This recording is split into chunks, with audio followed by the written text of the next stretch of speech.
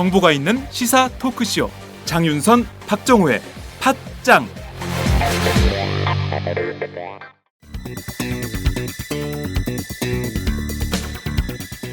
안녕하세요. 팟짱 애청자 여러분, 장윤선입니다. 여러분, 군불 침대라고 들어보셨습니까? 이 침대는 난방 기능이 있는 침대인데요. 전기장판이나 돌판을 이용한 게 아니라 특이하게도 따뜻한 바람을 넣어서 특수 제작한 침대 매트리스입니다. 그러니 여러분의 잠자리가 정말 훈훈하겠죠? 제일 큰 장점은 일단 잠자리에 들면 그 따뜻함이 마치 사람의 체온으로 데운 것처럼 자연스러운 느낌을 줍니다. 열선을 사용하지 않으니 당연히 화상이나 전자파 걱정도 없고요. 침대 내부 습도가 낮아서 진먼지 진드기 등도 번식하기 어렵습니다.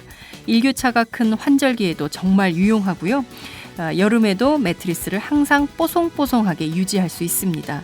믿기 힘드시겠지만 전기요금도 정말 적게 나온다고 합니다. 전기장판, 온수매트에서 찾기 힘든 기분 좋은 따뜻함.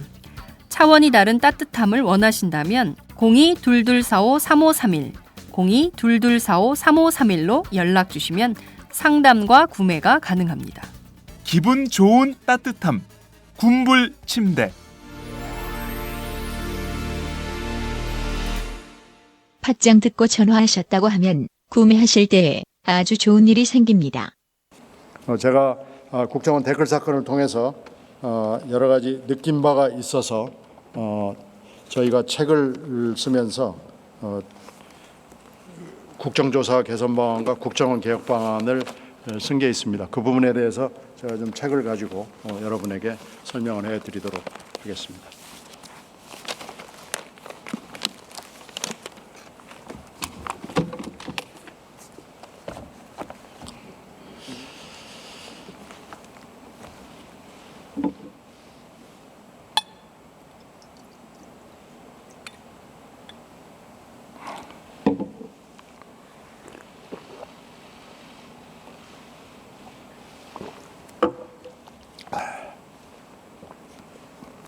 이게 제가 그 당시에 썼던 책입니다. 여기 재미있는 에피소드는 국정원이 영문자 이름이 NIS입니다. 그래서 NIS를 거꾸로 뒤집으면 SIN 비슷하게 나와가지고 이걸 지금 그 카바를 만드는 분이 이렇게 카바를 만들었습니다. 저도 이건 그분한테 처음 들은 얘기인데요. 이렇게 된다고 그래요. 이게 이제 국정원 댓글 사건의 그 경위를 그 당시까지 책이 나올 때까지의 관계를 쭉 쓴 겁니다. 그래서 제가 국정조사를 댓글 사건을 하면서 국정조사라는 제도에 처음으로 직접 관여를 해보고 국회의원으로서 취재기자의 입장이 아니고 국회의원으로서 관여를 해보고 도대체 이런 국정조사를 가지고는 조사에 지읒자도 할 수 없겠다라는 한탄과 회오가 있었습니다. 그래서 그 부분에 대해서 제가 현행 국정조사제도의 한계와 개선 방안이라는 걸로 제 책에 마무리를 했습니다. 제가 이걸 중심으로 해서 여러분들에게 설명을 드리도록 하겠습니다.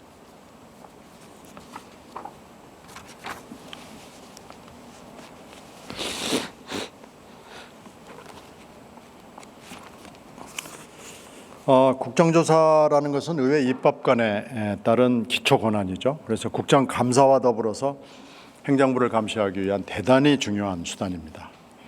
국민의 알 권리 실현하고 정치적 의사 형성을 가능하게 하는 대기관으로서 국회의 본질과 직결된 제도입니다.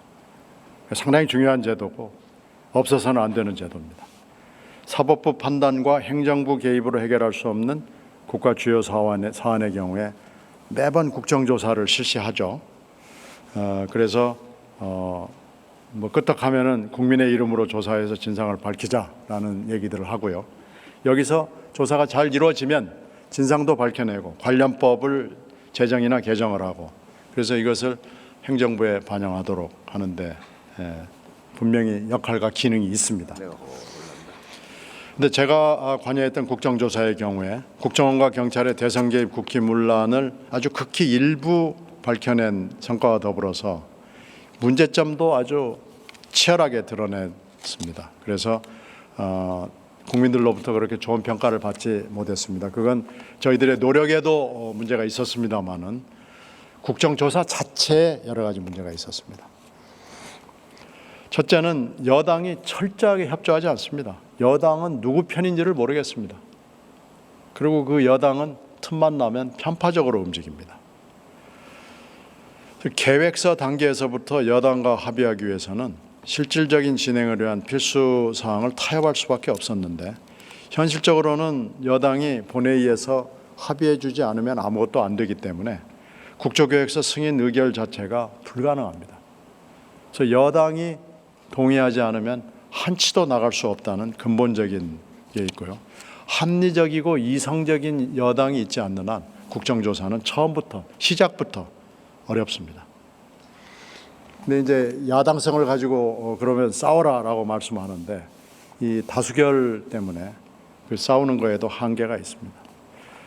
또 특위 진행 중에도 특위 정족수의 과반을 차지하는 새누리당이 있기 때문에 특위 진행 자체가 불가능합니다. 특위 위원들도 선수들을 보내기 때문에 대단히 편파적인 사람, 대단히 목소리가 큰 사람, 그리고 궤변을 잘하는 사람들을 대표 선수로 보냅니다. 이런 상황에서 당으로부터는 좋은 평가를 받을 수는 있겠죠. 근데 미국의 경우를 예를 들면 워터게이트 사건 청문회 때 공화당은 대통령인 닉슨 편을 들지 않았습니다. 클린턴 성추문 청문회에서 민주당은 클린턴을 보호하지 않았습니다. 오히려 더했습니다. 그래서 클린턴 부부가 민주당에 대해서 섭섭하다고 얘기를 할 정도였습니다. 그러니까 문제가 생기고 진실을 규명하는 것이 첫 번째 단계라고 생각하면은 정파를 초월할 수 있는 정치 문화가 형성되지 않으면 국정조사는 처음부터 불가능합니다. 근데 제가 관여했던 그 청문회에서 여당 의원들은 조직적이고 악의적으로 증인 감싸기와 본질 흐리기 그리고 모욕, 폄하 일관했습니다. 이래서 처음부터 대단히 어려웠습니다. 두 번째는 대상기관과 증인들의 불성실한 태도가 있었습니다. 국정원과 경찰청은 안보라는 이름, 비밀이라는 핑계를 삼아가지고 자료를 잘 내지 않았습니다. 그리고 자료를 임박해서 냅니다. 그것도 아주 두껍게 냅니다. 그러면은 우리가 읽을 시간이 없을 정도로 그렇게 합니다. 그리고 증언을 거부합니다. 증언을 거부했을 때 저희들이 할 수 있는 일이 그렇게 많지 않습니다. 실제로 국정원은 요구 자료를 한 건도 안 냈습니다. 법무부도 그랬습니다. 경찰이 낸 자료 중에 의미 있는 것은 사이버 수사대 CCTV 자료 정도에서 여기에서 우리들이 진실 몇 가지를 밝혀냈습니다. 특위는 자료 제출을 강제할 수단이 없습니다. 거의 없습니다. 그리고 조사도 제대로 할 수도 없습니다. 그 당시에 김용판과 원세훈은 재판 중이라는 이유로 선서와 증언을 거부했습니다. 근데 특위는 할 수 있는 일이 없었습니다. 이래가지고 국정조사 말만 국정조사고 문의만 국정조사지 실제 사실상의 국정조사는 진행될 수 없습니다. 동행명령도 마찬가지였습니다. 동행명령을 거부하면 검찰에 고발 조치하는 것밖에 없습니다. 이거 외에 제재 수단이 없습니다. 국회가 만약에 이걸 하려면은 최소한의 사법권을 확보를 해야 되는데 지금 현행법에는 그런 게 없습니다. 세 번째로는 조사 기간이 짧습니다. 그 당시에 7월 2일부터 8월 23일까지 53일 동안 하는 걸로 돼 있었는데요. 이 53일을 허송을 한 세월이 엄청 길었습니다. 이 기간에 일부 위원에 대해서 자격 논란이 있어서 제척을 해야 된다는 게 있었고요. 국정원 기관 보고에 대해서 공개 비공개를 가지고 며칠을 또 허송세월 했고요. 이 와중에 새누리당 의원들이 여름 휴가를 가고 그랬습니다. 그래서 이걸 기간 연장을 하자라는 협상에 대해서 여당 의원들이 출석을 거부해가지고요. 이것도 또 며칠 합의하는데 협의했습니다. 그러니까 뭐 다른 걸 할 수 없죠. 현장 조사 같은 건 꿈도 못 꿉니다. 자료 제출 요구, 중요 증인에 대한 논의, 얘기도 못 꺼냈습니다. 결국 기관 보고 3일, 청문회 2일, 그러니까 53일 합의했지만 실제 5일 했습니다. 실제로. 그러니 국민들이 보기에 이게 일을 하는 걸로 보이겠습니까? 조사 기간도 충분히 갖고 예비 조사 기간도 있고 그러는 게 맞고요. 국정원 사건보다 훨씬 더 경미한 워터게이트 사건 같은 거 있잖아요. 1년 7개월 했습니다. 1년 7개월 했습니다. 그러니까 미국에서는 이렇게 할 수 있는데 우리가 왜 못합니까? 우리가 입만 열면 미국 얘기하는데 왜 이런 건 안 배워오고 이상한 것만 배워옵니까? 미국에서 진짜로 배워야 될 게 이런 거 아닐까요? 민주주의를 형식적인 것만 아니고 실질적인 걸 배워야 되는데 입만 열면 미국을 얘기하는 사람들이 왜 이런 걸 안 배워오는지 모르겠습니다. 미국에서의 국정조사는 사실상 끝날 때까지입니다. 그리고 여야가 미진하다고 생각하면 기간 연장이나 이런 형식적이고 절차적인 문제에 대해서는 시비를 걸지 않습니다. 본질을 따집니다. 이 사안의 본질을 국민들의 눈에 다가갔다고 생각할 때까지 합니다. 그래서 대통령에 관련된 사항도 성역이 없습니다. 워터게이트가 그랬고 클린턴 성추문이 그랬고 CIA가 관련된 예전에 70년대 처치 청문회도 몇 년을 했습니다. 그것도 모든 언론사가 모든 방송사가 생중계했습니다. 우리는 생중계 못했습니다. 칸막이 닫혔습니다. 생중계하는 언론사에 대해서는 여러 가지 방해 요인이 있어가지고 정말로 힘들었습니다. 또 있습니다. 16일 오전에 첫 청문회에 출석한 김용판 서울청장은 위원장의 증인선서 요구를 거부했죠. 그런데 2004년에 불법 대선 자금 청문회 때 송광호 검찰총장이 선서 거부한 적이 있고 최규하 전 대통령이 5.18 국정조사 청문회 때 마찬가지로 선서를 거부한 적이 있습니다. 그런데 송 총장의 경우에는 수사기관의 장의에서 수사와 관련된 내용을 정언할 수 없다는 점에서 양해가 됐고요. 그거 좀 조용히 하세요. 조 수석은 말도 안 되는 얘기 그만하시고 저 밖에 나가세요. 김용판의 사례처럼 증인이 자의적으로 선서를 거부한 것은 헌정사상 초유의 일이다. 이게 있을 수 없는 일을 지금 하는 겁니다. 네? 조원진 수석 안 들으셔도 되니까 퇴장해 주십시오. 제가 지금 발언하고 있는데 방해합니까? 발언하는데 방해도 됩니까? 법적 근거를 가지고 오세요. 법적 근거를 가지고 와서 법적 근거가 있으면 내가 중단하겠습니다. 법적 근거를 가지고 오세요.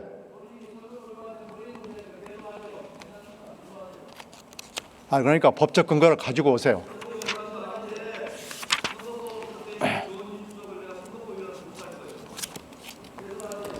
진상규명을 위한 국정조사에 이렇게 얘기했습니다. 김용판이. 진상규명을 위한 국정조사의 증인으로 소환돼 이 자리에 섰다.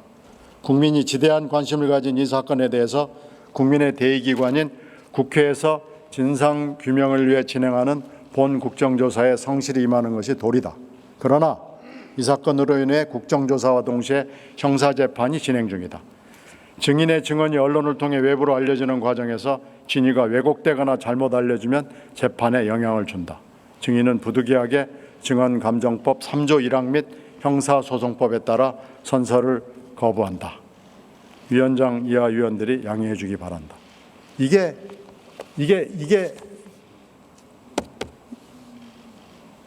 그 당시 김용판의 얘기입니다. 이게 이제 재판 중이라는 거 외에 다른 이유가 없는데 이런 문제를 국회가 받아줬다는 게 저는 부끄럽게 생각합니다. 그래서 선서하지 않은 증인은 증언으로서의 효력 문제가 발생하죠.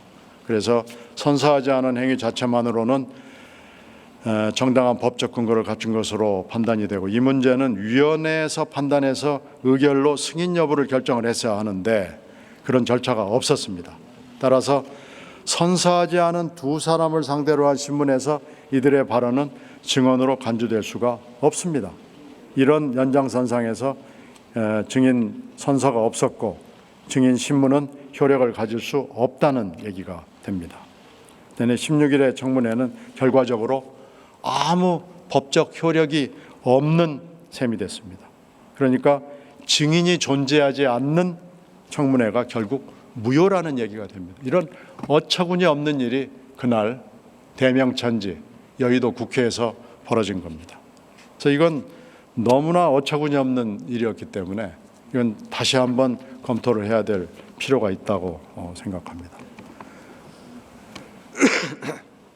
그러면 국정조사를 하려면, 제대로 하려면, 이름에 걸맞는 국정조사를 하려면 그러면 어떻게 하는 것이 좋겠느냐라는 문제가 생기는 거죠.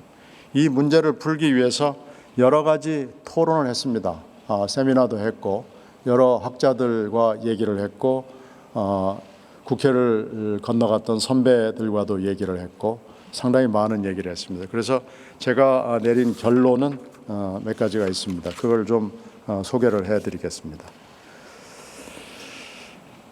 그러니까 지금 한쪽에서는 국정조사 무용론이 여기저기 나고 문제가 생기면은 문제를 무마하기 위하고 회피하기 위해서 국정조사를 합의하는 경향이 있습니다. 그런데 이런 무익한 무용한 국정조사를 가지고는 국민들의 갈증을, 정치적 욕구를 해소할 수 있는 방법이 없습니다. 그래서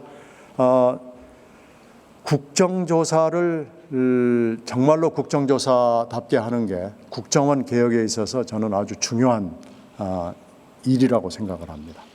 그래서 이런 제도적인 장치가 있어야 지금 국정원이 조사도 안 받고 수사도 안 받고 감사도 안 받고 국정조사도 안 받고 국정감사도 무력화하는 상황에서는 이 국정조사라도 제대로 개혁을 하는 것이 국정원에 대한 어떤 장치가 되는 것이 아니냐라고 생각을 합니다. 그래서 제가 생각하는 것 중에 하나는 국정조사 승인 요건을 완화하고 충분한 기간을 보장하는 겁니다. 그래서 지금 이 국정조사 계획서 승인을 하려면은 본회의 과반 의결을 거쳐야 합니다. 그래서 여당 다수당이 동의하지 않으면 국조계획서 채택 자체가 불가능합니다. 이걸 국정원이 노리는 겁니다. 그러니까 국정원은 여당 뒤에 숨어서 이걸 그대로 그냥 숨기는 겁니다. 현행 규정은 소수위원회 정부 통제를 그러니까 원천적으로 봉쇄하는 것이죠. 그래서 제도 밖에서 갈등이 양산되고 있는 겁니다. 따라서 의결 정족수를 줄이고 승인 요건을 완화해가지고 국조계획서 승인을 더 쉽게 하고 기간도 충분하게 해야 됩니다. 기간을 연장하는 것도 쉽게 할 수 있어야 돼서요. 만약에 문제가 심각하면 1년, 2년, 3년 아니면 국회 임기 동안 4년 동안 하는 그런 것들이 있어야지 그래야 국정원이 이것은 진짜구나라는 우리를 들여다보는 누군가가 어딘가에 있다라는 그런 것을 가지고 있어야 됩니다. 또 하나는 실질적 조사권을 강화하고 예비조사 절차가 좀 구체적으로 있어야 됩니다. 그러기 위해서는 국조에 필요한 비밀 자료를 열람할 수 있도록 권한 부여가 필요하고요. 조사 대상 기관이 요구 자료를 내라고 강제하는 규정도 필요합니다. 그런데 그때는 어떻게 됐냐? 수사 기록은 2급 비밀이라는 이유로 원천적으로 접근이 불가했습니다. 감사와 조사에 관한 법률 한계 규정이 있습니다. 사생활, 재판, 수사 중인 경우가 한계로 돼 있어가지고 이걸 좀 구체화해서 해당 사항을 열거 병기하는 방식으로 사유를 제한해서 자료 제출 거부의 범위를 줄일 필요가 분명히 있습니다. 이것을 원세훈 김용판이 타고 넘어간 겁니다. 정보 요구 권한 및 절차, 방문 절차의 규정을 국회 규칙으로 해야 되고요. 예비조사 절차가 반드시 필요합니다. 그런데 이것이 지금 현재 형식적으로만 되어 있습니다. 그리고 국정조사가 완료된 뒤에 사후 처리 확인도 강화해야 됩니다. 사후 처리 확인이 이게 없기 때문에 국정조사에서 청문회 하는 걸로 국정조사가 마무리된 걸로 생각하는데 국정조사를 충분히 오랜 기간 동안 함으로써 사후 처리까지도 국정조사 과정에 포함시킬 수 있는 이런 게 필요합니다. 그리고 아주 중요한 거죠. 증인 출석과 증언 관련 조항을 강화해야 됩니다. 미국 경우에는 위원회가 청문회 증인에게 소환장을 발부할 수가 있습니다. 만약에 나오지 않거나 나와가지고 증언을 거부할 경우 그 사람은 사회에서 매장됩니다. 그리고 의회 모독죄로 엄하게 처벌받습니다. 미국에서 만약에 의회 소환을 불응하거나 의회에 나와서 의원들의 질문에 답변을 안 하면은 그 사람은 죽겠다고 결심을 한 거라고 생각하면 됩니다. 프랑스의 경우에는 위원장의 요청으로 집행관 또는 경찰이 소환장을 교부합니다. 강제 구인 제도가 그러니까 필요한 거죠. 이것도 검토해야 되고요. 선서 거부를 생각하는 것 자체를 없애도록 규정을 바꿔야 됩니다. 증언 거부에 대해서는 형벌을 해서 형사 처벌해야 되고요. 미국의 경우에 이런 사례가 있었습니다. 고객 비밀을 지키기 위해서 변호사가 증언을 거부한 경우가 있었는데요. 이건 이제 이해가 상충되는 경우죠. 의외의 증언에 응하면은 고객의 비밀을 심대하게 침해하는 거죠. 이때 어떻게 됐느냐? 결과는 변호사가 감옥으로 갔습니다. 그러니까 망할 생각을 하고 증언을 거부한다는 얘기입니다. 만약에 후에 위증이 드러난다. 언론에 보도가 된 뒤에 누군가의 조사나 보도에 의해서 위증이 나온다 그러면 이것도 엄청난 처벌을 받습니다. 이런 제도적인 장치가 없이는 할 수가 없습니다. 워터게이트 사건을 저희들이 기록을 봤더니 72년 6월 17일에 발생을 했는데요.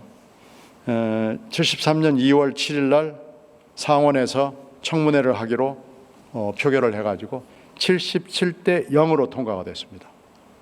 77대 0입니다. 닉슨을 조사하지 말자고 주장하는 사람은 상원 의원 중에 한 사람도 없었습니다. 그래서 미국 의회가 센 거고요. 미국 의회가 합리적이고 객관적이고 중립적이라는 얘기입니다. 그래서 조사 특위를 구성을 했습니다.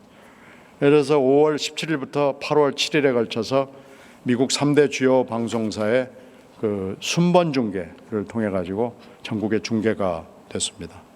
첫 몇 주간은 동시 생중계를 했고 미국의 85%가 청문회 일부분을 시청했습니다. 총 중계 시간은 무려 319시간. 그리고 심야까지 청문회를 했기 때문에 심야에는 PBS가 재방송을 또 했고요. 낮에 못 본 사람은 PBS를 통해서 볼 수 있게 했습니다. 그러니까 처음에 이 워터게이트 사건을 보도한 것은 워싱턴 타임즈와 워싱턴 포스트와 뉴욕 타임즈와 그 위클리 타임 같은 그 활자 매체 언론이었습니다만은 이 공중파의 생중계를 통해서 가감 없이 국민들에게 생중계가 된 거죠. 그리고 라디오로도 중계를 했습니다. 그러니까 운전을 하는 사람들, 이동하는 사람들도 알 권리를 충족받을 수가 있었습니다. 그래서 백악관뿐만 아니고 법무부, FBI, CIA 전부 다 도청과 도청 사실 은폐에 연관돼 있다는 사실이 만천하에 알려지게 됐고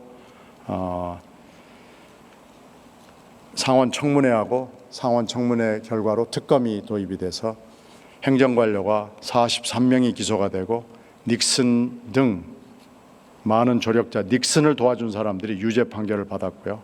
결국 하원에서 대통령 탄핵안이 나왔습니다. 탄핵안을 통과시키기 전에 닉슨이 직전에 사임을 함으로써 74년 8월에 닉슨은 떠났습니다. 상원 워터게이트 특위는 7인 상원 의원으로 구성이 됐는데 민주당 4명, 공화당 3명이었습니다. 위원장은 민주당이 맡았습니다. 실무진은 수석 전문위원 2명, 전문위원 2명, 조사관 5명. 그리고 청문회가 끝난 뒤, 이게 중요합니다. 끝난 뒤 어떻게 됐느냐? 74년 6월에 7권 1250페이지에 이르는 보고서가 나왔습니다. 그래서 청문회 기간을 보고서 제출일까지 한다면은 1년 4개월 진행이 됐습니다. 우리와는 너무나 다릅니다. 이게 1970년대 초반에 있었던 일인데요. 왜 이런 건 안 베낍니까? 왜 이런 건 배워오지 않습니까? 이거야말로 민주주의의 교본 아닙니까? 이런 걸 배워야 되는데 이런 건 안 배워오고 지금 엉뚱한 걸 우리가 배워오고 있는 겁니다. 형식만, 겉포장만 배워오고 있는 겁니다. 저는 실질을 배워와서 그래서 우리가 진정한 민주주의, 실질적 민주주의를 이뤄야 된다고 생각을 합니다. 자, 이게 그 당시에 제가 국정조사를 하면서 느꼈던 것이고 이런 방향으로 가는 것이 국정원 개혁의 단초가 되는 거죠. 국정원을 견제할 수 있는 국정조사가 실질적으로 작동하고 있다라는 것을 국민들에게 보여주고 그게 국정원에 대한 압박이 될 수 있는 거고요. 그럼으로써 민주적인 국정원, 바람직한 국정원, 국민을 안심하게 하고 발 뻗게 할 수 있는 국정원이 되는데 중요한 거라고 생각을 했습니다.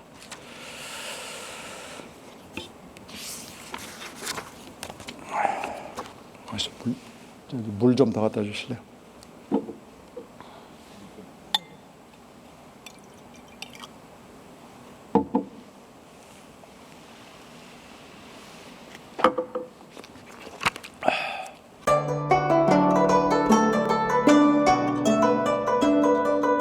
안녕하십니까.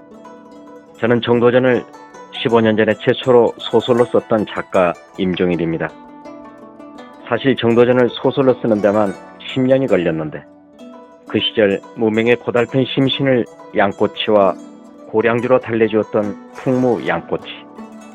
풍무 양꼬치는 월드컵 4강의 기쁨도 나라골 우습게 돌아가고 분통이 터질 때도 늘 함께했던 안식처이자 사랑방이었습니다. 진짜 정의파인 주인장은 세상을 뒤집어 푼 남자 정도전을 누구보다 먼저 알아보았고 그래서 제 소설 정도전은 역사의 곡이 없습니다.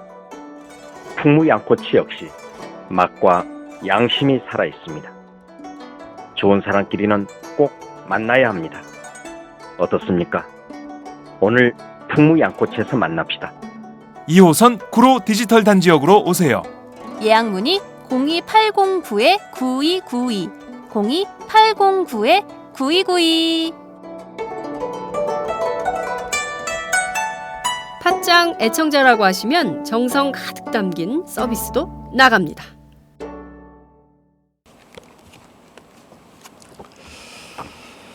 최근에 제가 국정원에 대해서 계속 문제의식을 가지고 있기 때문에 국회 정보위원회에 의뢰를 해서 국가정보원에 대한 민주적 통제를 도대체 어떻게 해야 되느냐 하는 것에 대해서 연구를 좀 해달라고 그랬습니다. 근데 국내에서 정보기관의 연구를 하는 것은 그렇게 쉽지가 않습니다. 그리고 이걸 잘 흔쾌하게 맡아주려고 하지를 않습니다. 그만큼 국정원의 눈치를 보는 거죠. 그래서 제가 지금 며칠 전에 이 보고서를 받았습니다. 그래서 이 보고서에 보면은 민주적 통제를 위한 방향과 내용이라는 대목이 있습니다. 여기서 입법부의 역할이 있고요. 그게 하나입니다. 저희들이 했기 때문에 입법부의 역할이 맨 처음에 있는데 사실은 더 중요한 건 대통령과 행정부의 역할이겠죠. 그리고 사법부의 역할이 있고요.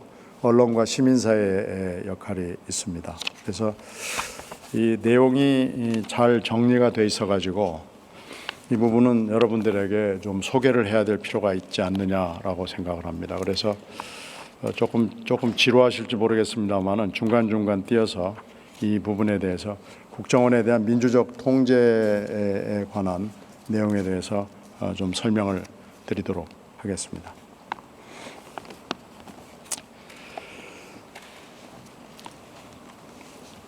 입법부의 역할에 대해서는 이렇게 얘기하고 있습니다. 대의민주주의 원리 규정과 헌법적 정체를 구현하기 위해서는 입법부가 제대로 된 임무와 역할을 담당해야 한다. 특히 국가정보기구에 대한 민주적 통제라는 측면에서 중요하다. 대의민주주의라는 원리적 측면이 아니라 실질적 통제에 있어서도 효율적이고 합리적이기 때문이다. 우선 국민의 대의기구로서 감시의 정당성을 확보했다. 의회는 정보기구 및 정보활동을 효과적으로 통제하면서 동시에 대통령이나 사법부와 달리 국민의 정보활동에 대한 우려를 해소할 수 있는 위치에 있다. 둘째로는 장기적이며 안정적인 감시활동이 가능하다. 국회는 정보위원회를 통해서 국가정보기구에 대한 지속적인 감시 통제가 가능하다. 셋째, 정보의 핵심인 비밀을 유지하면서 정보 감시 통제를 진행할 수 있다. 그래서 이 의회의 역할을 굉장히 중요하게 평가하고 있습니다. 미국 의회가 지금 이렇게 하고 있습니다. 실제로 미국의 정보위원회는 실제로 이렇게 하고 있고요. 미국의 정보위원장은 미국 정치에서의 그 위계 안에서 굉장히 중요한 역할이고 학식과 덕망과 식견을 갖추지 않은 사람은 가지 않습니다. 갈 수가 없습니다. 그래서 이 책도 이렇게 얘기하고 있습니다. 미국 의회의 역할처럼 국회는 국가정보기구의 통제와 감독이라는 측면과 동시에 전폭적 지원에도 최선을 다해야 할 것이다. 이건 전권 동의합니다.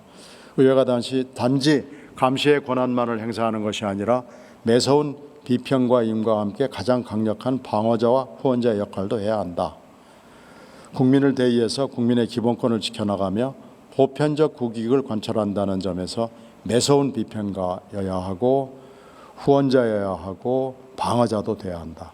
단 전제는 국가정보기구가 민주적 통제에 따라 활동할 때를 의미한다. 이거 너무나 당연한 말이죠. 근데 이런 것이 이루어지지 않고 있습니다. 이를 위해서는 정보를 정기적으로 그리고 제때 공유할 수 있도록 의회에 정보를 보고하는 시스템이 필요하다. 이게 안 돼 있습니다. 또한 지속적인 법률안의 개정 또는 혁신을 통해서 영구 혁신하는 제도적 관행을 전통화하는 것이 필요할 것이다. 체질 개선입니다. 지금 이 저자도 전폭적으로 저와 의견이 같네요. 입법부는 헌법 규정에 따라 행정부를 견제하도록 되어 있으니까 그 수단은 우선 입법권이다라는 거죠. 그리고 둘째는 예산 의결권이라는 거고 셋째는 행정부 감독권이다라는 겁니다. 그래서 입법부의 이 통제를 이렇게 얘기를 하고 있습니다.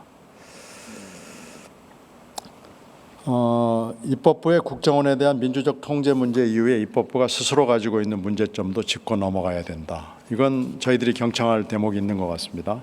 우선 정당 정치에 의한 심각한 갈등으로 인해서 감시 감독 기능이 왜곡될 수 있다는 점입니다. 정당 간 이념 성향의 차이로 인해서 심각한 갈등이 유발할 경우 의회의 통제 권한은 위축될 수 있다. 또한 여당은 대통령과의 관계 속에서 의도적으로 국정원에 대한 감시 권한을 행사하지 않을 수도 있다. 이게 지금 작금의 우리 상황하고 비슷합니다. 둘째, 정보기구에 대한 감시 감독 활동이 국회의원 재선에 도움이 되지 않는다면 정보감시 감독 활동에 소홀할 수 있다는 점이다. 그래서 이건 우리 현실하고 좀 비슷한 것 같습니다.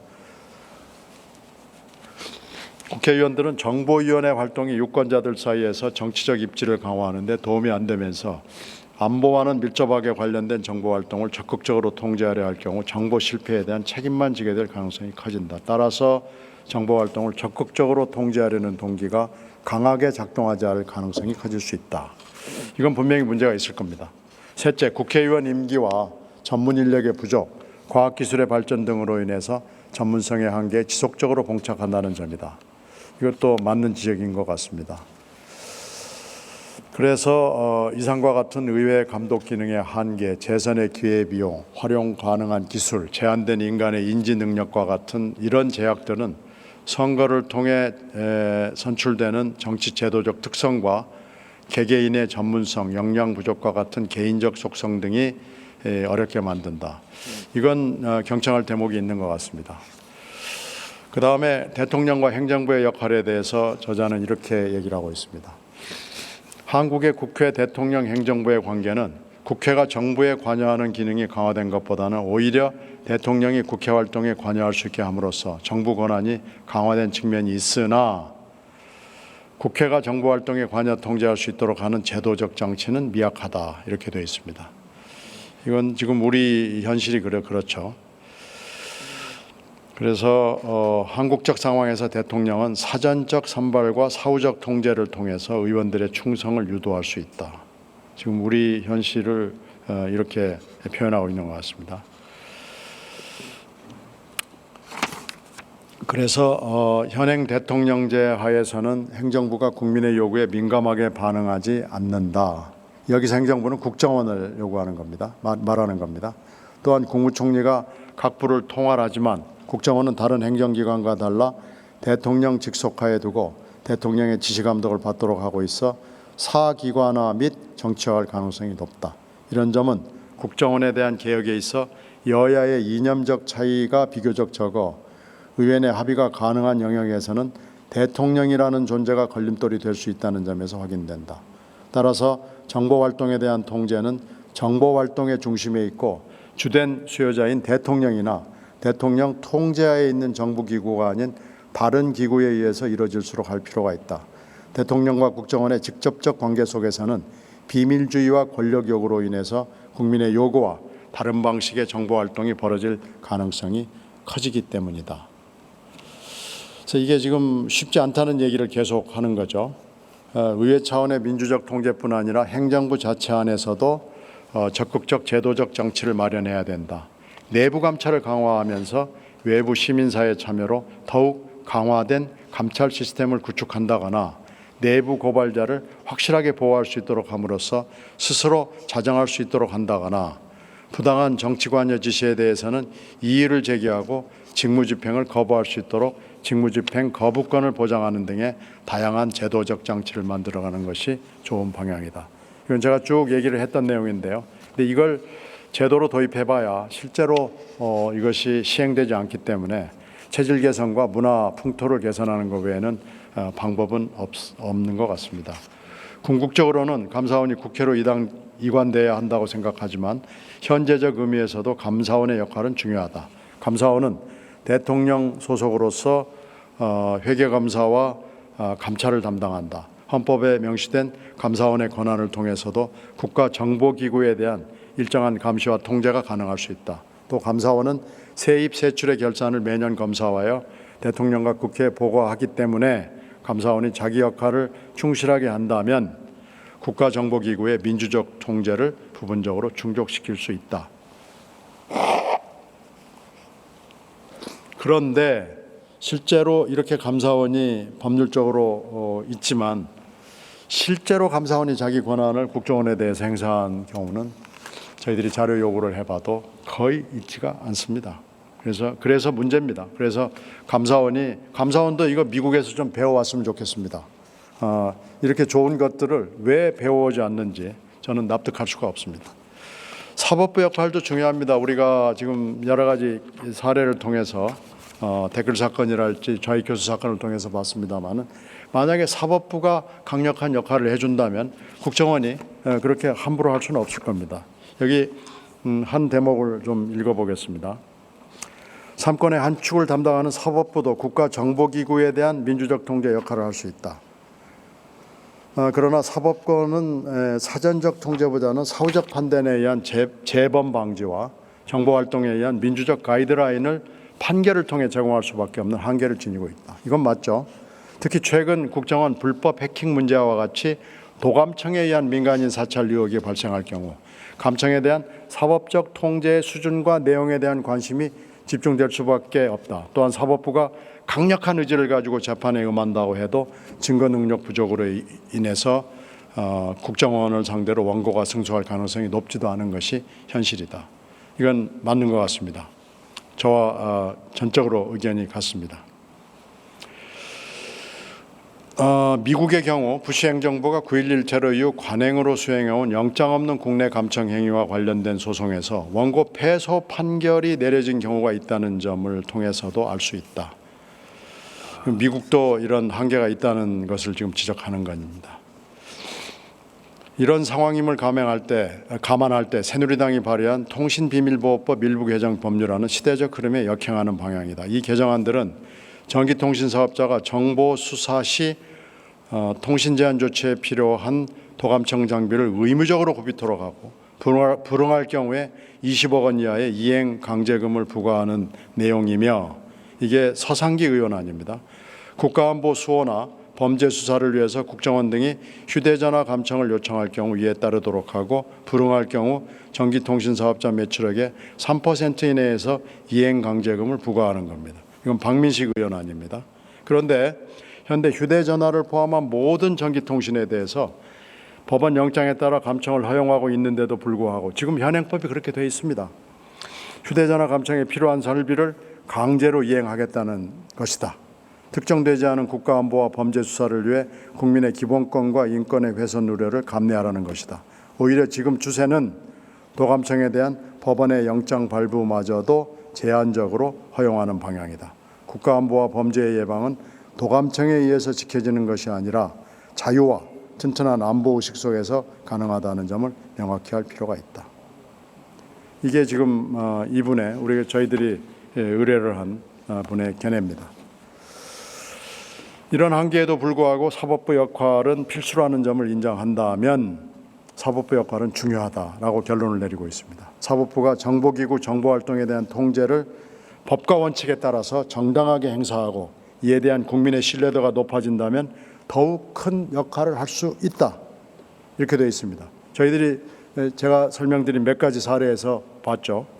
사법부의 보수화 경향과 정권 차원의 판결에 대한 우려가 강력하게 제기되고 있으나 민주주의와 삼권 분립이 제대로 지켜지는 한 대통령이나 의회와 달리 정치적 동기에 의해서 정보활동에 대한 통제 행위가 영향을 받게 될 가능성이 높지 않기 때문이다. 다 맞는 말씀입니다. 그래서 사법부는 입법권이 없으니까 입법부하고 상의를 하라고 지금 제안을 하고 있습니다. 도감청을 위한 영장 청구 등 국가정보기구의 비밀활동에 대한 사법적 판단을 내릴 특별재판부 같은 것을 신설할 필요가 있다. 근데 이건 아이디어 차원에서 있을 수 있고요. 현재 대부분 법원에 의해서 관행적으로 도감청이 허용되는 상황을 그대로 방치할 수는 없다. 국민의 기본권과 인권이라는 가치를 우선해 놓고 국가안보와 범죄 수사 활동에 대해서 판결할 수 있는 전문적이며 특별한 사법적 기구를 만들자는 것입니다. 이게 지금 그러는 거고요. 이게 사법부에 대해서 제안하는 거요. 이 저자는 언론과 시민사회 역할에 대해서도 중요한 얘기를 하고 있습니다. 이렇게 얘기를 하고 있습니다. 언론과 시민사회의 민주적 감시 영역법에 존재하는 경우가 대부분인데 그럼에도 불구하고 국가정보기구 활동이 시민사회 영역에 불법적 방식으로 개입돼서 시민의 일상적 삶을 억압하거나 사찰하거나 왜곡시키는 일이 발생한다. 따라서 일상적 언론과 시민사회의 국가정보기관에 대한 감시는 민주적 감시는 가장 강력한 대항 시선이 될 수 있다. 이렇게 평가를 하고 있습니다. 저도 동의합니다.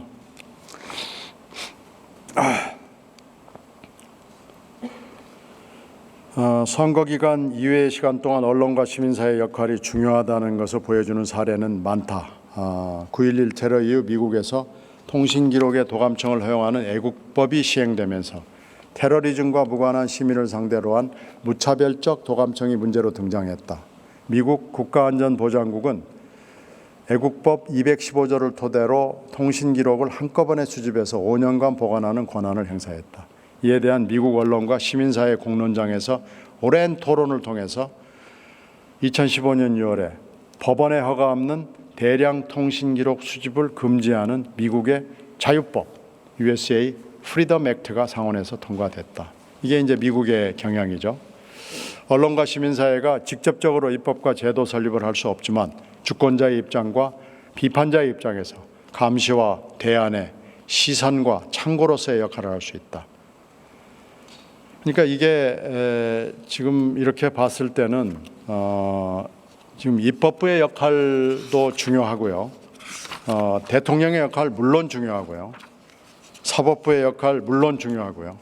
언론과 시민사회의 역할도 중요하다고 얘기를 하고 국정원 자체의 판단, 국정원 자체의 자각, 개혁 의지 중요하다는 것을 이 보고서에서 지적을 하고 있습니다. 저는 이 보고서의 내용에 대해서 대체적으로 동의합니다. 이 보고서는 나온 지가 얼마 되지 않았기 때문에 지금 일반에 나가 있지는 않습니다. 그런데 이 보고서의 내용을 저희들이 좀 검토해 보고요.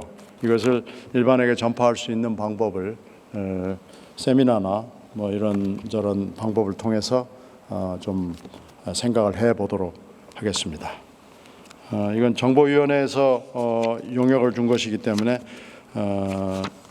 이 정책연구개발 용역이니까요. 연구자의 개인적인 의견이기는 합니다. 국회 정보위원회 공식적 견해는 아닙니다. 이 보고서는 또 정보위원회를 이렇게 개선하라고 얘기를 하고 있는데요. 제가 좀 중요한 것만 말씀을 드리면은 정보위원회 기능과 역할의 진화를 위해서 몇 가지를 조언하고 있습니다. 그 중에 하나는 정보위원회 초당적 협력을 이뤄내라라는 겁니다. 정보위원회는 다른 위원회와 같이 여야가 싸우거나 여야가 계속 대립을 해서는 안 되는 거라고 생각을 합니다. 그리고 두 번째 제안은 정보위원회의 위상을 높이고 국민에 대한 공개성의 원칙을 확대하라는 겁니다. 공개성은 물론 안보 관련된 상황이기 때문에 무한정으로 넓게 확보할 수는 없습니다만은 이것도 생각해 볼 일. 지금은 무조건적인 비공개인데요. 미국 CIA는 99년도의 경우에 1년 동안 의회에 1,200건의 브리핑을 했고요. 2,500건의 문서를 제출했다고 합니다. 근데 지금 우리는 글쎄요. 뭐 이게 1999년에 이랬으니까 지금 어떤지 최근 통계는 모르겠습니다만 아마 미국의 상황으로 봤을 때 이 추세는 거의 유지가 된다고 본다면 지금의 우리는 120건, 10분의 1, 100분의 1, 100분의 1 정도나 될까요? 그 문서가 2,500건이나 나왔다고 그러는데요. 저희가 이 자료를 요구하면 자료를 줄 수 없다는 답을 가져옵니다. 그러니까 그러고 나서 왜 답을 안 하냐고 그러면 자료를 보냈다고 그러는데요. 자료를 줄 수 없다는 답은 답일까요? 저는 그렇게 생각하지 않습니다만은 지난번에 해킹 사건을 가지고 한참 얘기를 할 때 하나도 자료를 내지 않는다고 그러니까 이러이러한 관련 규정에 따라서 자료를 제출할 수 없습니다라는 답만 잔뜩 왔습니다. 그러니까 이런 걸로 봤을 때 왜 이것도 미국 CIA를 배우지 않는지 잘 모르겠습니다. 99년도에 이 정도 했으면은요, 이것 좀 배울 시간이 충분히 있었던 것 같은데 학습이 부진한 건지 뭐 이해를 잘 못하는 건지 잘 모르겠습니다만은 좀 이런 자료는 빨리 받아가지고 가서 미국 CIA 맨날 왔다 갔다 하지만 말고 베끼기를 권유합니다. 그리고 이분도 그 얘기를 또 써놨는데 저자도 청문회 자리에서 거짓말을 하면은 일단은 처벌을 하고 공적 세계에서는 적어도 사라지게 해야 됩니다. 청문회에서 증언을 거부하거나 위증을 하는 사람은 공직에 발을 붙일 자격을 박탈하는 것이 맞는 것 같습니다. 이것도 미국이 그렇게 하고 있으니까요. 이것도 좀 제발 배워오는 것이 좋을 것 같습니다. 그리고 세 번째로 권유하는 것은 국정원 예산의 투명성 강화와 강력한 예산 통제 시스템을 도입을 하라는 겁니다. 근데 이것은 제가 이제 야당의 간사로서 예산을 보고 있는데요. 이 특수활동비가 좀 많은 것은 맞습니다. 영수증 첨부가 필요치 않은 건데요. 이것을 지금 어디까지 인정을 해야 되느냐라는 것이 고민스럽습니다. 그래서 첨부 서류를 제출하지 않을 수 있게 지금 현재 법안이 돼 있는데 이거 좀 잘못됐습니다. 그래서 국가정보원법에 이렇게 되어 있습니다. 국정원 예산의 총액을 기획재정부 장관에게 제출하는데 그에 따른 첨부 서류는 제출하지 않을 수 있으며 이렇게 되어 있거든요. 그리고 또 국정원 예산 중 미리 기획하거나 예견할 수 없는 비밀 활동비는 총액으로 다른 기관의 예산에 계상할 수 있도록 되어 있습니다. 그러니까 눈 가리고 아웅하는 것이 법률적으로 보장이 되어 있는 겁니다. 그래서 이 법도 바꿔야 될 것 같네요.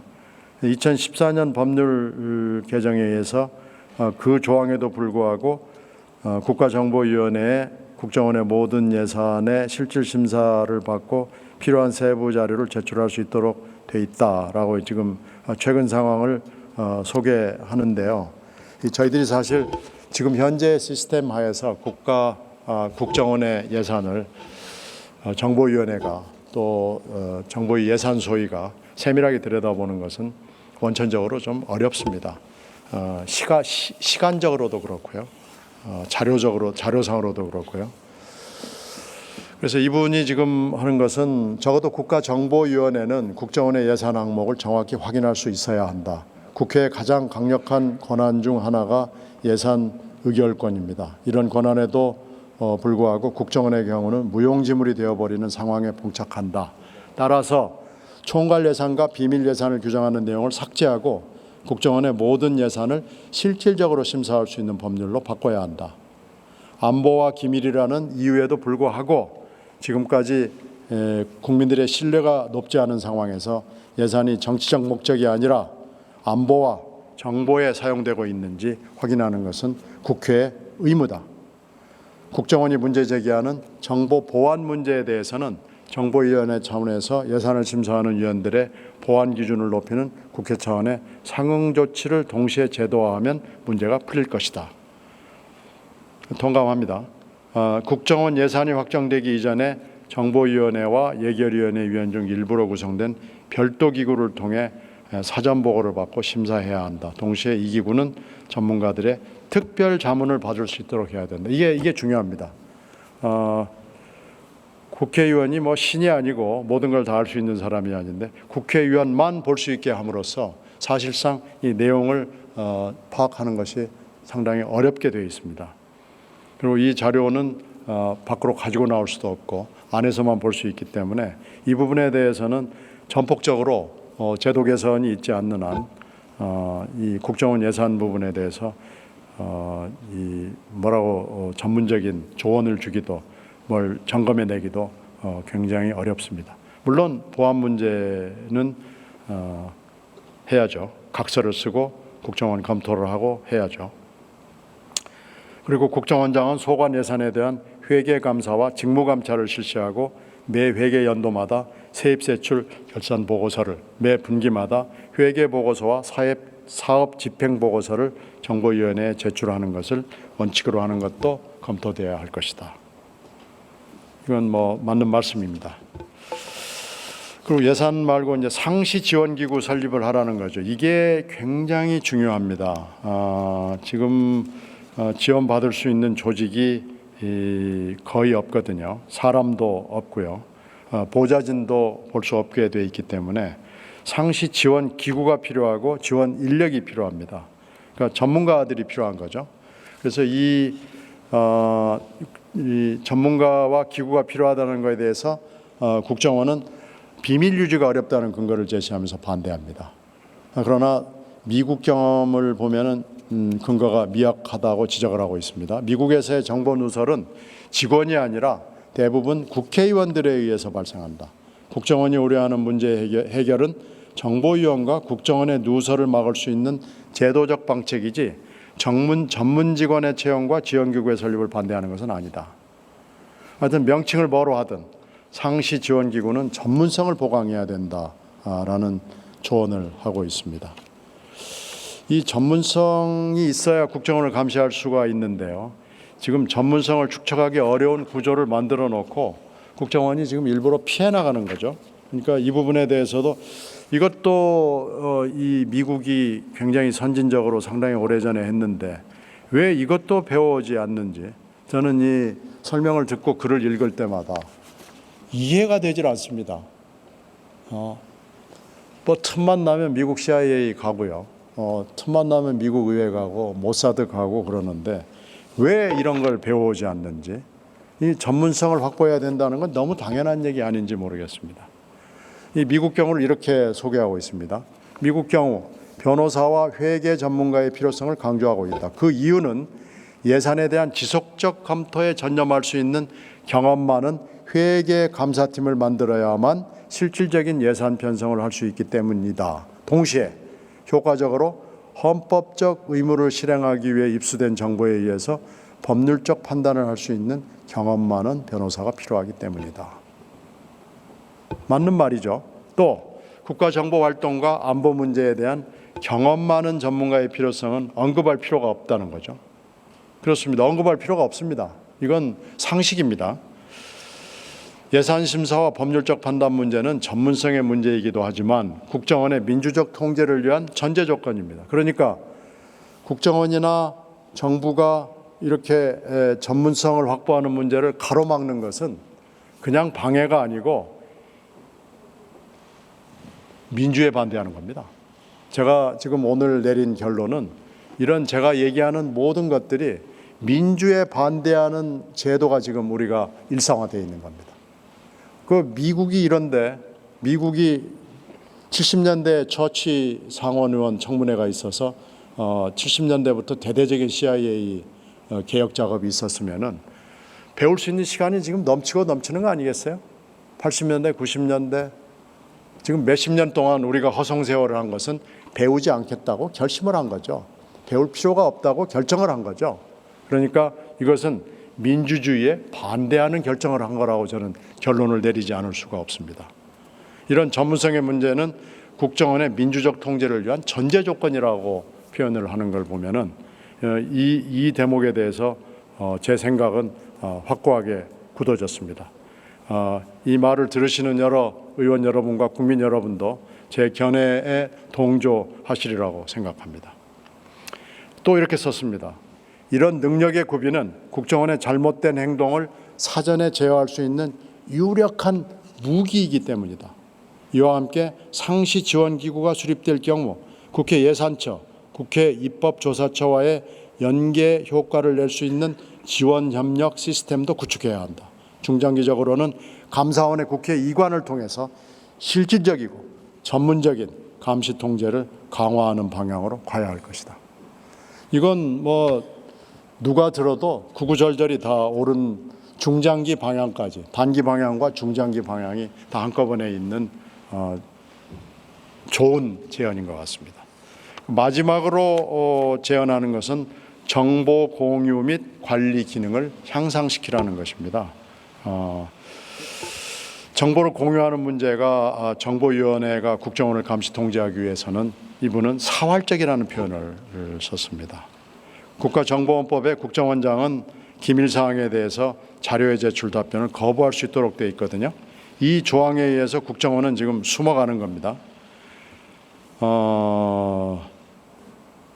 미국 경우를 또 들었는데요. 자꾸 미국 얘기만 있어서 하여튼 미안하긴 한데 이렇게 좋은 미국의 제도가 또 있었네요.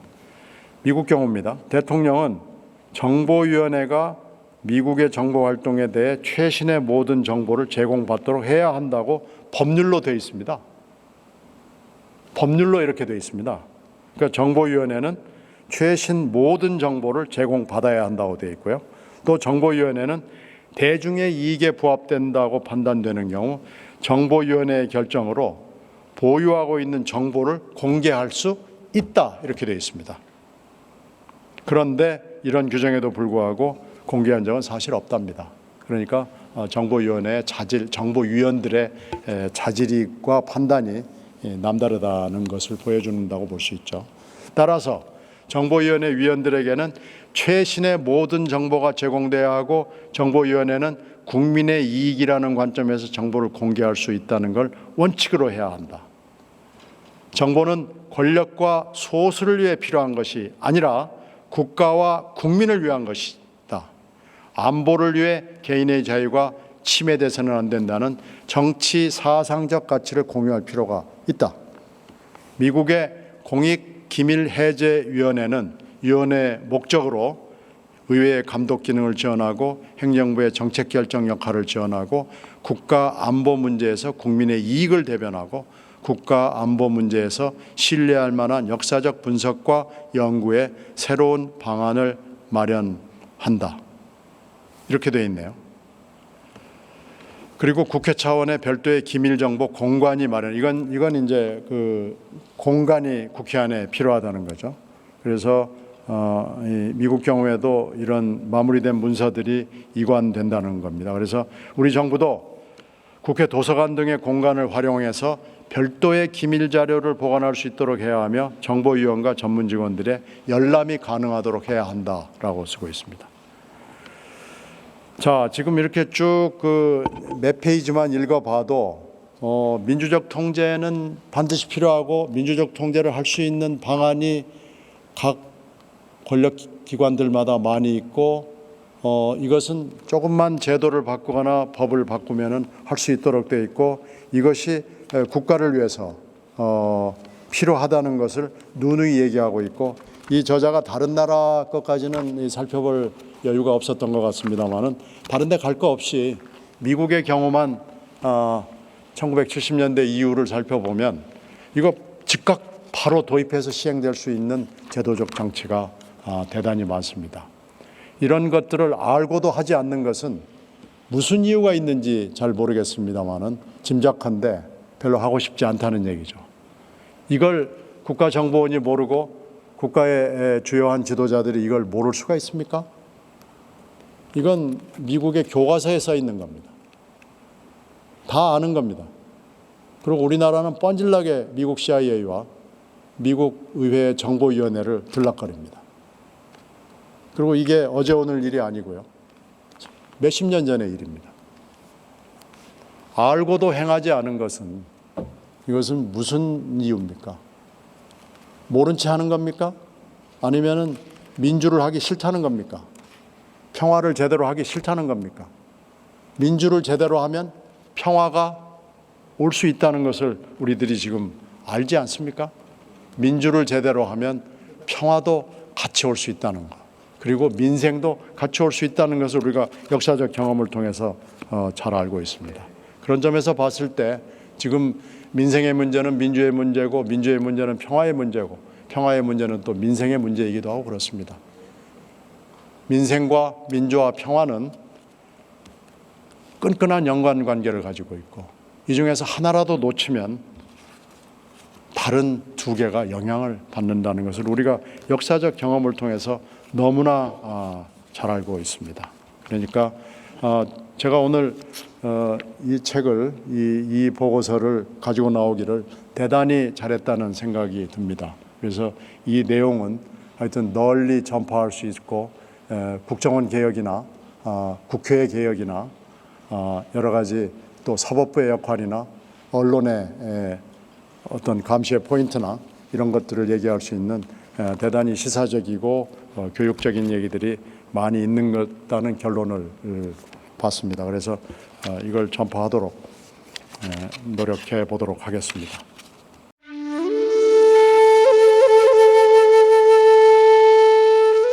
영한네이처의 마카 산삼. 공중파 텔레비전에도 없고 인터넷 배너 광고 하나 없지만 팟캐스트 좀 들어봤다 하는 분들은 다 아는 마카 산삼. 진짜 유명해져서 유사 제품도 많아졌습니다. 이젠 마카 산삼을 검색하면 너무 많이 나와요. 꼭 영한네이처로 검색해주세요. 팟캐스트에서 듣던 그 마카 산삼을 구입할 수 있습니다. 특히 나라 걱정으로 심신이 지친 분들에게 권합니다. 몸에 정말 좋습니다. 내 몸도 나라도 살릴 힘이 납니다. 페루의 마카와 우리나라 산삼, 몸에 좋은 11가지 원료를 모두 하나로 만든 마카 산삼. 마카 녹용과 마카 소화 청소년도 있습니다. 1일 2회 공복에 따뜻한 물과 함께 드세요. 영한네이처 마카 산삼. 네, 저도 팟짱 녹음하기 전에 마카 산삼을 꼭 챙겨 먹고 있습니다.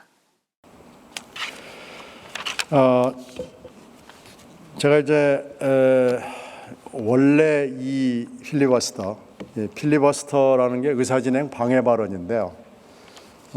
제가 필리버스터를 처음 알게 된 것은 제가 중학교쯤에서 미국 영화를 보면서 알게 됐습니다. 그 영화 제목은 미스터 스미스 고스 투 워싱턴이라는 흑백 영화인데요.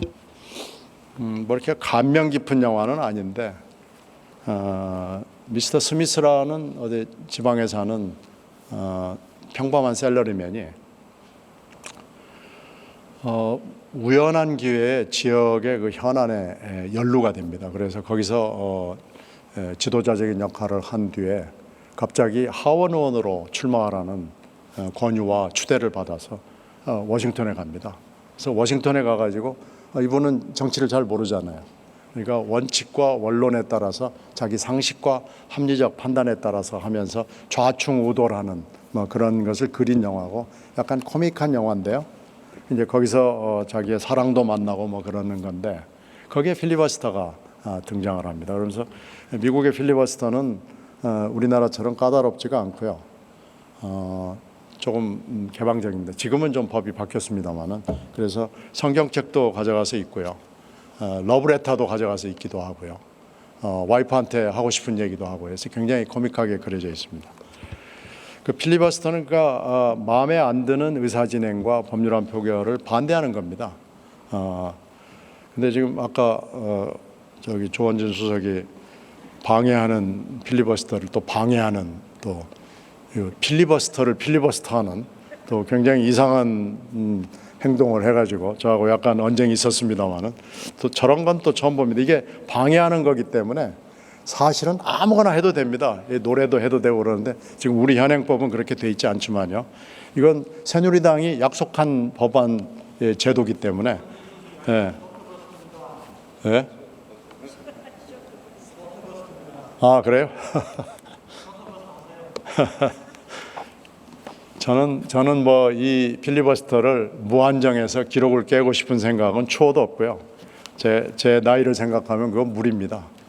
저도 지금 뭐 여러 가지 일을 해야 되기 때문에 길게 하고 싶은 생각은 없어서요. 저는 좀 핵심되는 일, 그리고 제가 겪었던 일들을 쭉 얘기하고 제 발언을 마칠까 합니다. 그래서 앞으로 금방 마치는 게 아니고요. 아직 할 얘기 좀 남았습니다. 저기 쇼트버스터라고 하지 마시고요. 제가 할 얘기 다 하고 내려가겠습니다. 그러나 길게 하진 않겠습니다. 그러니까 조금만 참고 지루하시면 나가셔도 되고요. 조금만 기다려 주시죠. 뭐. 지금 근데 본론에 대해서는 이 지금 대테러 배반에 대해서는 굉장히 많은 분들이 여러 가지 얘기를 하셨고 이미 국민들이 상당히 많은 일에 대해서 상당히 많은 상식을 축적을 한 상황이기 때문에 제가 이걸 다시 뭐 처음부터 해가지고 기록을 갱신하고 싶은 뭐 그런 욕심은 전혀 없습니다. 저는 뭐 그런 사람도 아니고요. 그래서 문제점 몇 가지만 좀 쌈박하게 지적을 하도록 하겠습니다.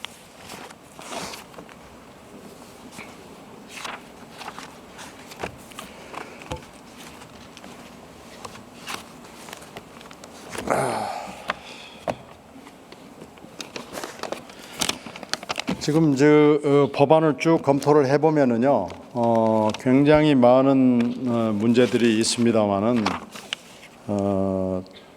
금융계좌 문제가 있고 그 다음에는 감청 문제가 있죠. 그리고 지금 감청을 완전히 불가능한 것은 아니고요.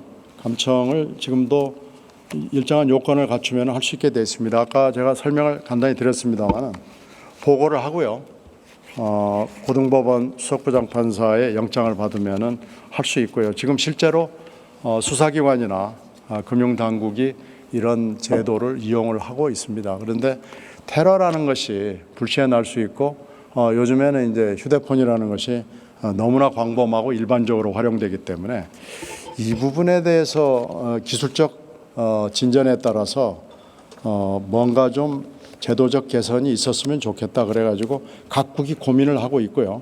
그 고민의 결과는 모두 다릅니다만은 그 나라들이 그 나라의 특성에 따라 가지고 통신감청 제도나 이 금융거래에 관련해서 여러 가지 방안을 가지고 있습니다. 그래서 그 부분에 대해서 지금 미국도 그렇고 일본도 그렇고 뭐 유럽 각국도 그렇고 굉장히 많은 연구 자료들이 여기 나와 있습니다. 제가 가지고 온 것만 해도 뭐 굉장히 많습니다.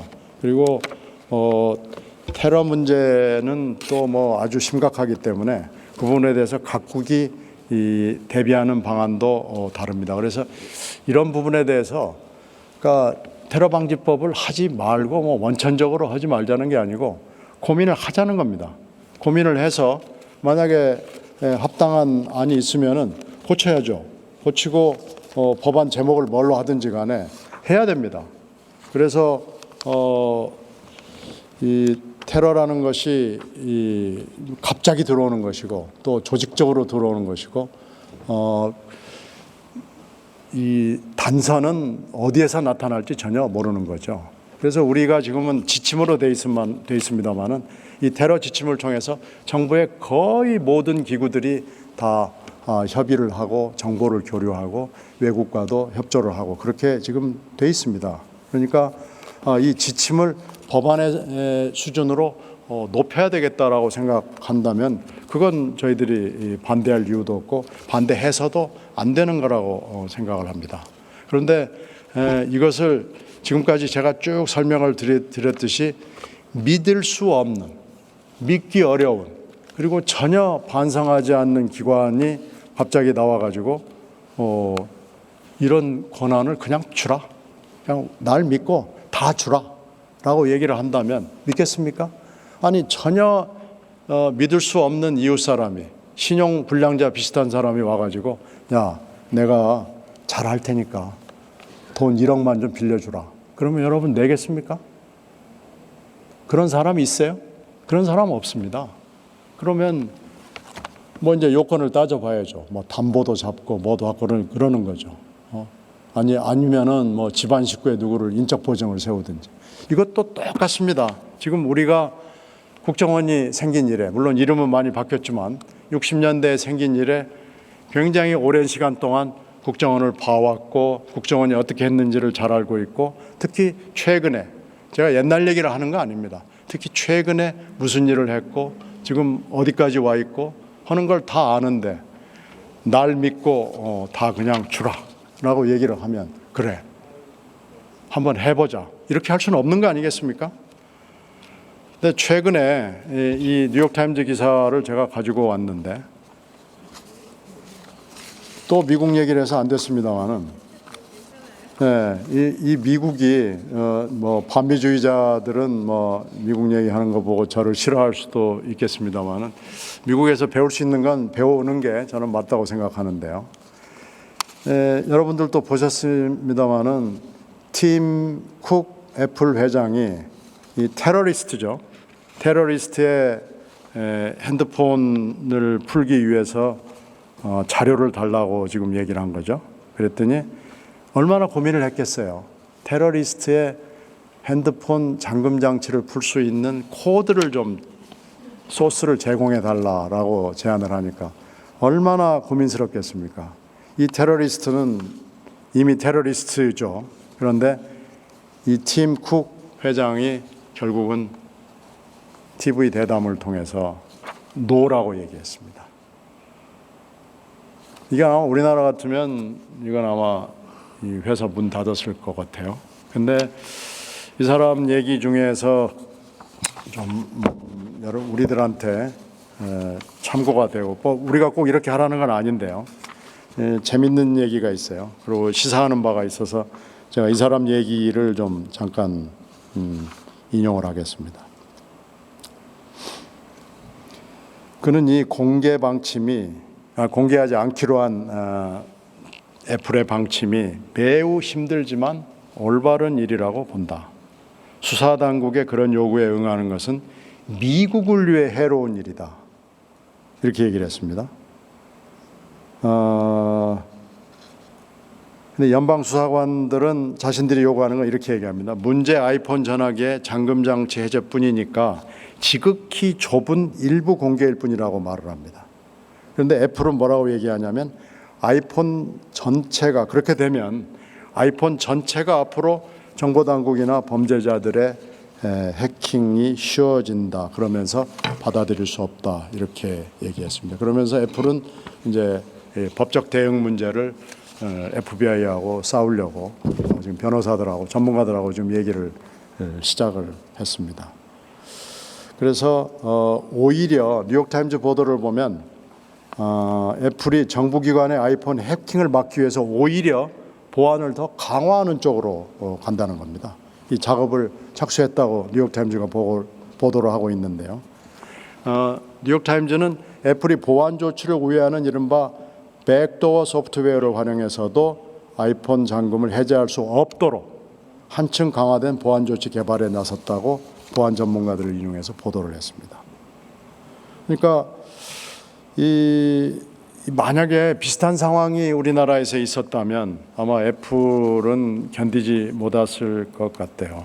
그런 것 같은데 하여튼 애플은 이렇게 했습니다. 그래서 애플이 보안을 강화하게 되면 설사 정부가 애플과의 공방에서 법적 공방이죠. 이겨서 백도어 소프트웨어를 제공받는다고 해도 아이폰 내용을 보는데 기술적으로 어려움을 겪게 될 것이라고 보도하고 있습니다. 그러니까 FBI가 요구를 하니까 안 보여주고 기술을 더 업그레이드해서 절대로 볼 수 없도록 하는 겁니다.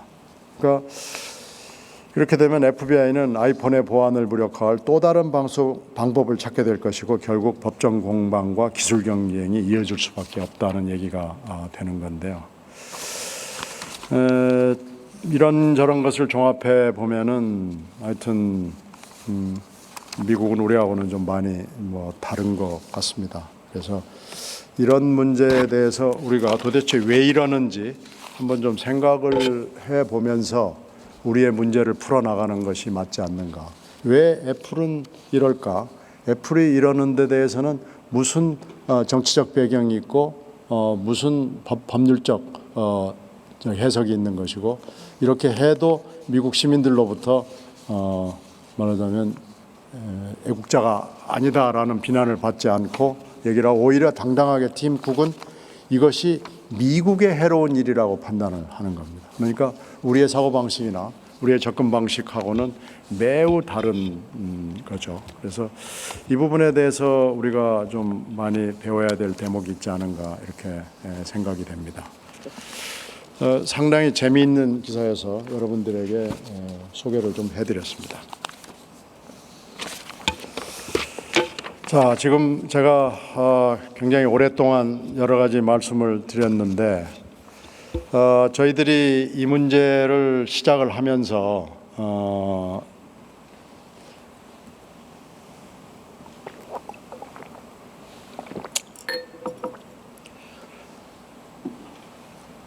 몇 가지 제안을 여당에 했습니다.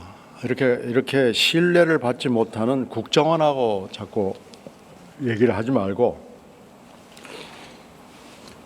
다른 방법을 한번 찾아보자. 꼭 국정원에 이것을 줘야 되는 필연적인 이유가 뭐냐? 국정원에 주지 않으면 이 테러 방지가 안 되는 거냐? 다른 나라의 예를 한번 찾아보고 연구해보고 결정을 하자. 그래서 다른 나라가 만약에 다 그런다면 그렇게 된다면 그렇게 갈 수도 있는 거고요. 다른 나라에서 다른 방법을 찾았다면 그 방법을 우리가 한번 연구를 해볼 수 있는 거 아니겠느냐. 근데 그렇게 당신들 미국 좋아하니까 미국의 예는 그러면 어떻게 돼 있냐? 라고 이제 얘기를 했죠. 근데 미국은 어떻게 됐느냐? 미국이 테러를 정말로 세게 당한 게 9.11 아닙니까? 지금 10년도 넘은 일인데 미국이 9.11을 당하고 나서는 제가 그 당시에 워싱턴 특파원을 하고 있을 때인데 패닉 상태에 들어갔습니다. 미국은 그 테러의 사인이 여러 군데 있었습니다. 그 테러리스트들이 어디선가 제3국에서 모의를 하고 미국에 출입을 한 거죠. 입국을 해가지고 또 무기도 사오고 그걸 어떻게 했는지 모르겠는데 무기를 가져오고 또 그 지방에 가가지고 모의도 하고 실습도 하고 사격 연습도 하고 별짓을 다 한 거예요. 그러니까 상당히 많은 사람들이 그게 그룹이 세 그룹이거든요. 세 그룹이 그렇게 모의를 하고 별짓을 다 했는데 미국의 그 수많은 국가기관들이 까맣게 몰랐다. 미국은 정보기구가 CIA나 FBI만 있는 게 아니고 수도 없이 많습니다. 그래서 인텔리전스 커뮤니티라고 부릅니다. 정보 공동체라고 부릅니다. 그러니까 각 정부기관이 정보기구를 다 가지고 있다고 보는 거고, 국내 수사와 관련된 걸 FBI가 하고 해외에 관련된 걸 CIA가 한다고 보고요. 나머지 뭐 많습니다. DIA도 있고요. 뭐 굉장히 많습니다. 해군 따로 있고, 공군 따로 있고, 육군 따로 있고, 해병대 따로 있고, 또 재정하는 쪽은 또 따로 있고요. 관세청 또 따로 있고요. 다 그런 식이거든요. 또 법무부는 또 법무부대로 따로 있고요. 오히려 너무 많아서 문제인 거죠.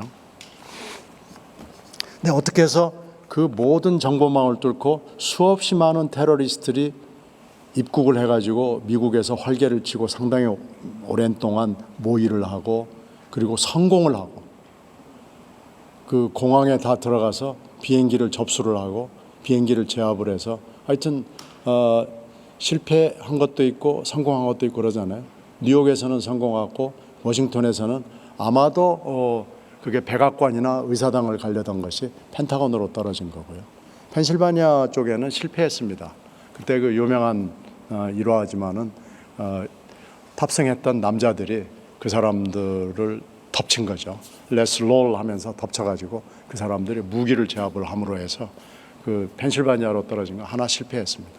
그러나 그 뉴욕에 들어간 것은 성공을 한 거고요. 이쪽 워싱턴에 떨어진 것은 절반의 성공을 한 거죠. 그래도 펜타곤이라는 미국 군의 심장부에 떨어졌기 때문에 일단은 뭐 성공을 했다고 볼 수 있는 거죠. 그래서 대단히 많은 반성이 있었습니다. 그래서 그 사람들이 내린 결론은 미국 정보기관이 서로 협조와 공유가 제대로 되지 않았다. 미국 정보기관에 구멍과 맹점이 너무 많다라는 결론에 도달을 해서 미국 인텔리전스 커뮤니티를 새로 짜야 된다라는 결론을 했습니다.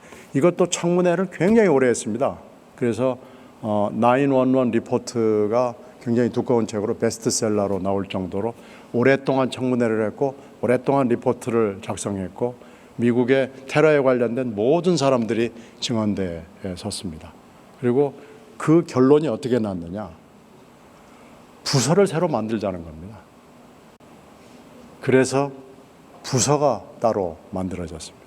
그 부서는 공룡부서가 될 거다라는 비판이 있었습니다만은, 그래도 미국 사람들은 만들었습니다. 그걸 만들어가지고 지금 장관급으로 해서 그 부서를 만든 겁니다. 미국은 그렇게 테러에 대응을 했습니다. 그리고 프랑스는요, 내무부가 합니다. 뭐 독일은 또 독일도 아마 그런 비슷한 거고요.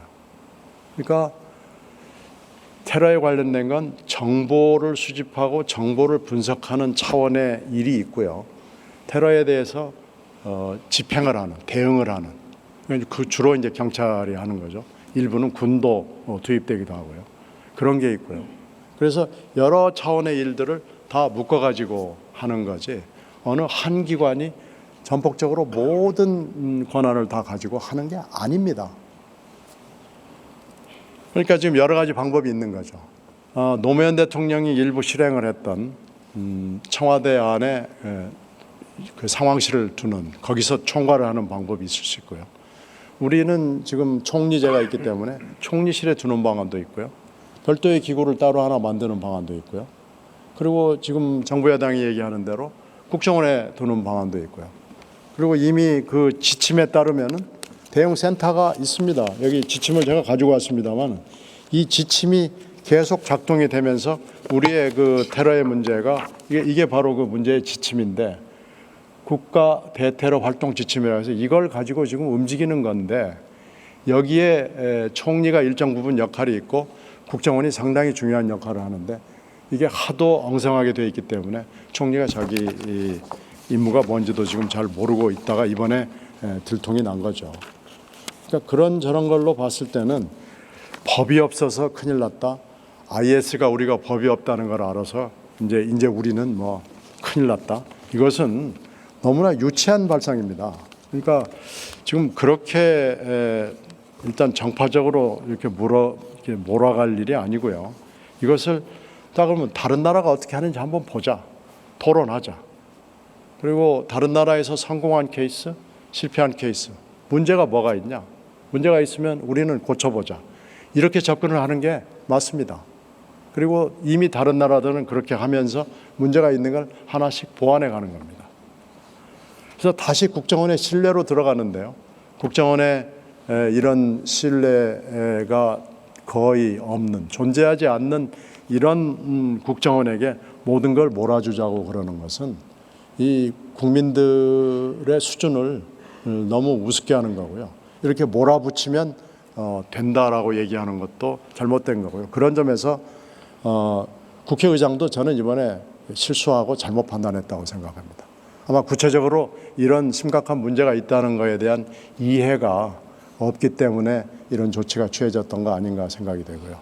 만약에 이 무제한 토론, 필리버스터를 통해서 국민들도 알고 국회도 알고 국회의장도 알고 청와대도 알고 정부도 알았다라면은 다시 할 수 있는 거 아니겠어요? 우리가 다 흠이 있고 한계가 있는 인간이기 때문에, 그리고 잘못된 것을 고치는 것이 우리의 리더십이지, 잘못된 것이라 해도 그냥 간다고 그러는 것은 우리의 리더십이 아닙니다. 우리 그렇게 학교에서 배우지 않았습니다. 그리고 성경책에도 불경에도 그렇게 써 있지 않을 겁니다. 우리가 다 읽어본 건 아니지만 그건 상식적인 인간이라면 그렇게 할 수는 없는 거라고 생각을 합니다. 그래서 통신감청 문제의 그 문제점과 개선 방안에 관련된 여러 가지 좋은 것들이 많이 있습니다. 제가 지금 가지고 온 것들은 이것도 국회 입법조사처에서 나온 건데 이런 제안을 하고 있습니다. 통신감청 제도를 개선할 때 주요국의 입법례와 같이 전기 통신 기술의 발달상을 제도에 반영하면 통신의 자유를 더 보장할 수 있다는 점에서 필요성이 제기되고 있다. 그래서 이 첫째, 둘째 돼 있는데요. 이것을 전기통신 사업자가 하는 방안을 일부 국가에서 하고 있나 봐요. 그 대신 비용은 국가가 부담해야 된다라고 돼. 이건 이제 그쪽 나라의 사정입니다. 그리고 통신 감청에 대한 사후 통제 제도도 건의를 하고 있습니다. 그래서 통신 감청에 대한 국회 사후 통제가 있긴 하는데 이것은 특정한 사안의 경우 실시하는 일회성 통제이고 상시 통제가 아니라는 점에서 한계가 있다. 그러니까 이런 부분에 대해서 무슨 문제점이 있는 걸 한계가 있기 때문에 기본권을 침해할 소지가 있는 경우에는 사전 통제 제도도 중요하고 상시 사후 통제를 할 수 있는 통제 기구를 두어서 감시 감독하는 것도 중요하다. 그래서 뭐 이런 것들을 다 지금 걱정하고 염려하고 그러는 겁니다. 뭐 어느 나라든지 무조건적으로 야 하자, 그러니까 뭐 가보자, 이렇게 되는 건 아닙니다. 그리고 지금 제일 중요한 문제가 지금 이거죠. 통신감청이 제일 중요한 거죠. 그러니까 이동전화 시대에 맞도록 제도를 개선하고 하는 것은 동의합니다. 그런데 동시에 통신감청을 위한 기본권 침해 문제를 예방하기 위해서 통신감청 사후 통제기구의 신설 문제도 검토할 필요가 있다고 이 보고서도 권고를 하고 있습니다. 그래서 주요 입법 예를 보면은 결론이 이렇습니다. 통신감청으로 발생할 수 있는 통신의 자유 침해가 최소화할 수 있는 점을 고려할 필요가 있다. 왜냐하면 통신감청에 참여하는 전기통신 사업자가 감시자로서 역할을 할 수 있고 통신감청에 협조한 내용을 대장에 기록 비치함으로써 수사기관의 사전 누락을 방지하고 사후 대조할 수 있는 자료가 생성되기 때문이다. 그러니까 굉장히 염려를 하고 있는 겁니다. 이 서양의 제도들도요. 그러니까 이 염려가 현실적인 것이고 우리만 그런 게 아니고 다른 나라도 하고 있는 거니까요. 이런 문제점을 토론을 하고 토의를 해서 해결할 수 있는 방안을 찾아봐야 됩니다. 그런 걸 찾지 않고 덜커덕 무조건 가자 이러는 건 저는 찬성할 수도 없고요. 신뢰가 쌓인 기관이라고 하더라도 이렇게 돌다리도 짚어보고 두드려보고 이렇게 해서 가는 것이 다른 나라의 예인데 우리는 덜커덕 믿을 수 없는 기관을 내놔놓고 여기다가 다 때려줘라 라고 얘기하는 것도 저는 예의도 아니고 민주에 역행되는 거라고 생각합니다. 금융거래 관련해서도 마찬가지입니다. 국세청이 금융거래 정보에 대한 접근권을 꾸준하게 요구하고 있습니다. 그런데 여기서도 쟁점이 개인정보 보호와 사생활 보호가 문제가 됩니다. 그래서 이 부분에 대해서도 굉장히 많은 제한이 있습니다. 그러니까 금융회사들은 정보 주체에게 개인 신용정보 제공 활용에 대한 사전 동의를 받지 않았더라도 위 금융거래 정보를 FIU에 보고할 수 있으며 정보 주체 역시 신용정보 제공 사실의 통보를 금융회사에 요구할 수 없다. 또한 금융회사는 정보 주체로부터 금융실명법상 금융거래 정보 제공에 대한 서면 동의를 받을 필요가 없다. 근데 이렇게 국세청은 확대를 해달라는 겁니다. 금융거래 정보에 대해서. 근데 이걸 지금 이 논점을 제기하는 사람은 이거 그렇게 함부로 갈 수 있는 거 아니다. 따라서 입법 보완이 필요하고 금융거래 정보를 이용한 세원의 투명성 확보와 개인정보 보호라는 두 가지 공익 사이에 상대적인 중요성을 고려해서 결정하라고 하고 있습니다. 이건 국세청을 국정원으로 바꿔도 똑같은 얘기고요. 오히려 국정원하고 국세청은 목적이 다르기 때문에 어떤 다른 차이를 미묘하게 둘 필요가 있죠. 그러니까 이런 부분을 논의하자는 겁니다. 또 하나 주요 쟁점으로는 국세청의 정보 독점화를 걱정을 합니다. 이건 국세청을 국정원으로 바꾸면 똑같습니다. 국세청이 금융거래 정보까지 열람할 수 있게 되면 과도한 정보 독점 기구가 탄생하는 게 아니냐는 걱정이 있다. 그렇죠. 국세청은 과세 자료에 대한 비밀 유지 등을 규정한 법령을 근거로 세무조사와 관련한 정보 공개에 엄격한 입장을 취하고 있으며 국회 자료 제공 요구에도 소극적이다. 이런 상황에서 FIU 자료에 대한 접근권 확대를 요구하는 것은 국세청의 이중적 태도라는 비판이 있다.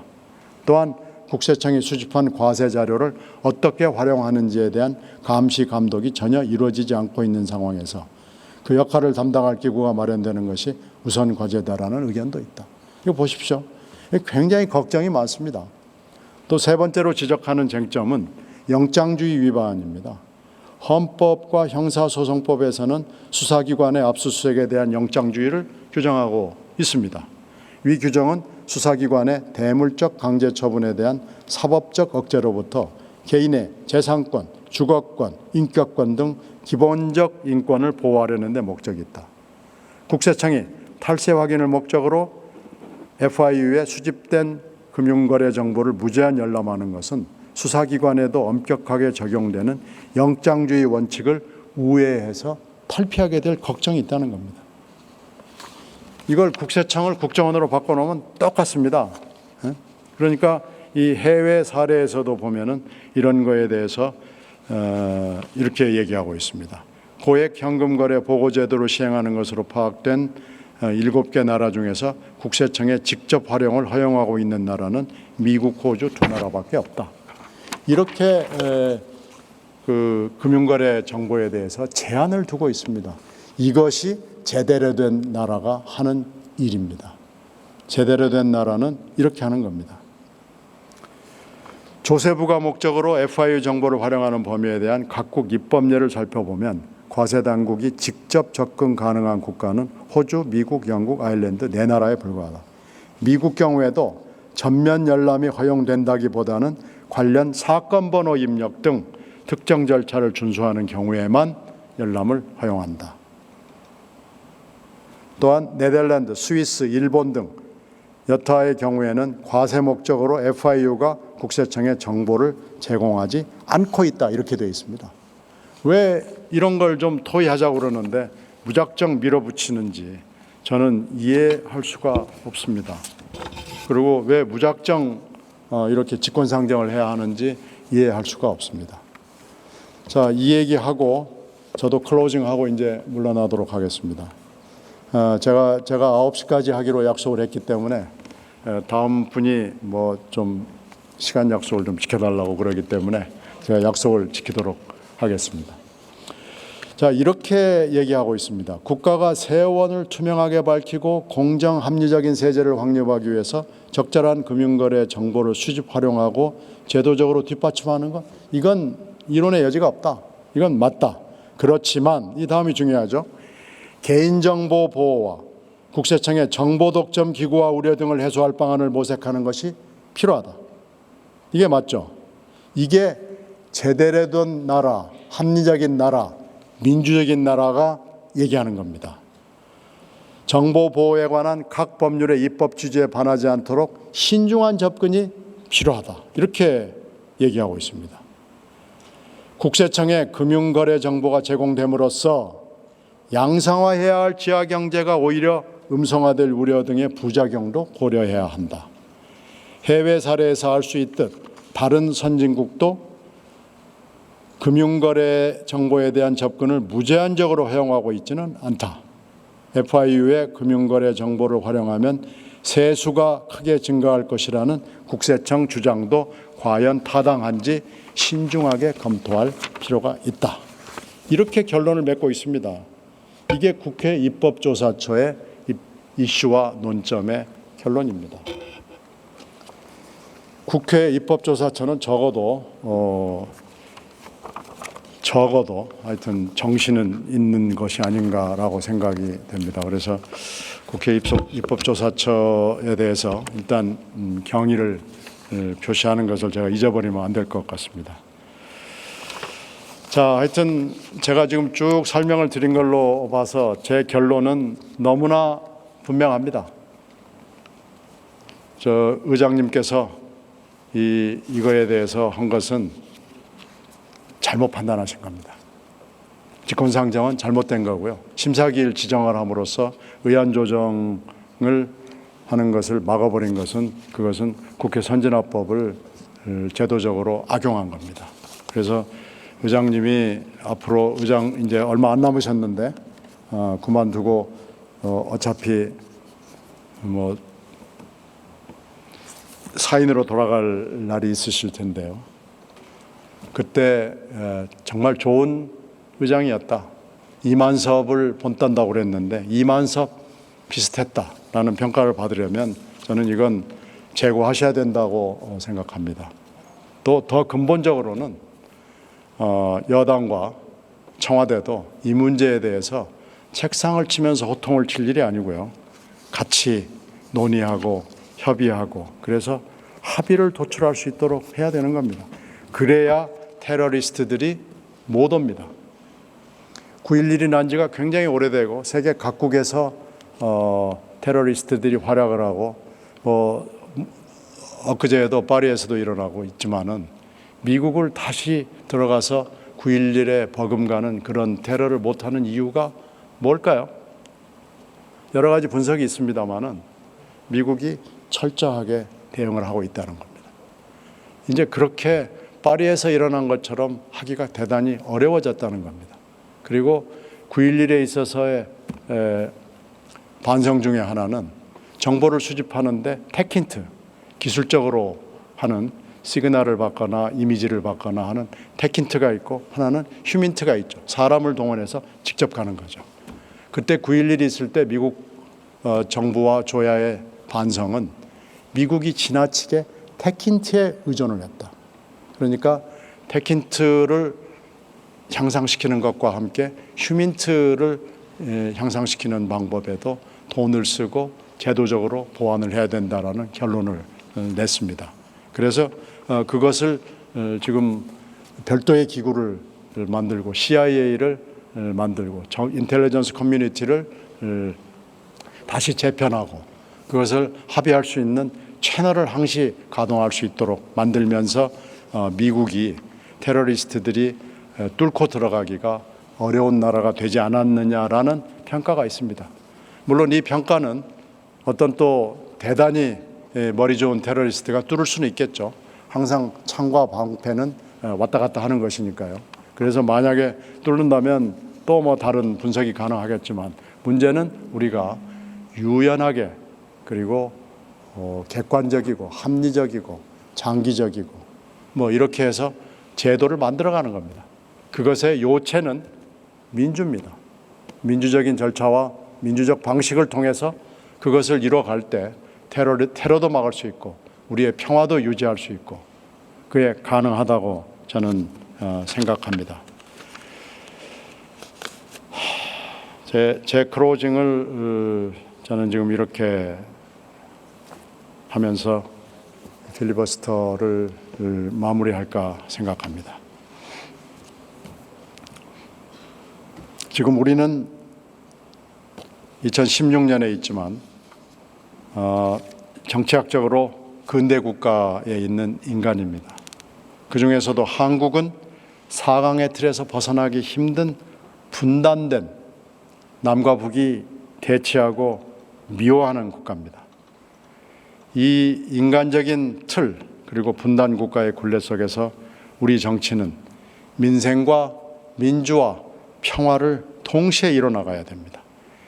이 세 가지 목표 중 하나도 버릴 수는 없습니다. 하나를 버리면 다른 것들이 망가지게 돼 있으니까요. 그리고 우리가 노력한다면 이 세 가지를 조화시킬 수 있다고 저는 믿습니다.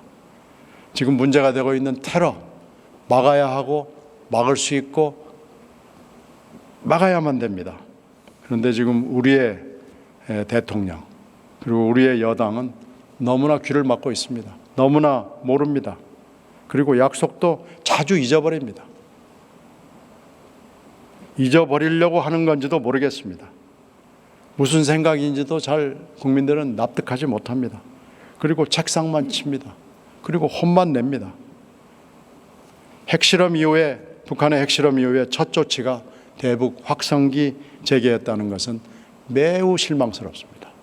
이것은 우리의 인식이 매우 저급하다는 것을 아주 잘 보여주는 겁니다. 북한의 미사일 발사 이후 첫 조치가 개성공단 폐쇄고 사드 배치였다는 것도 역시 실망스럽습니다. 우리 이 지도자의 혈관에는 분단된 국가의 지도자의 혈관에는 민생과 민주와 평화의 피가 동시에 흘러야 됩니다. 그리고 이를 위해서는 외교, 국방, 정보의 피가 동시에 흘러야 됩니다. 그러니까 이렇게 합시다. 얘기합시다.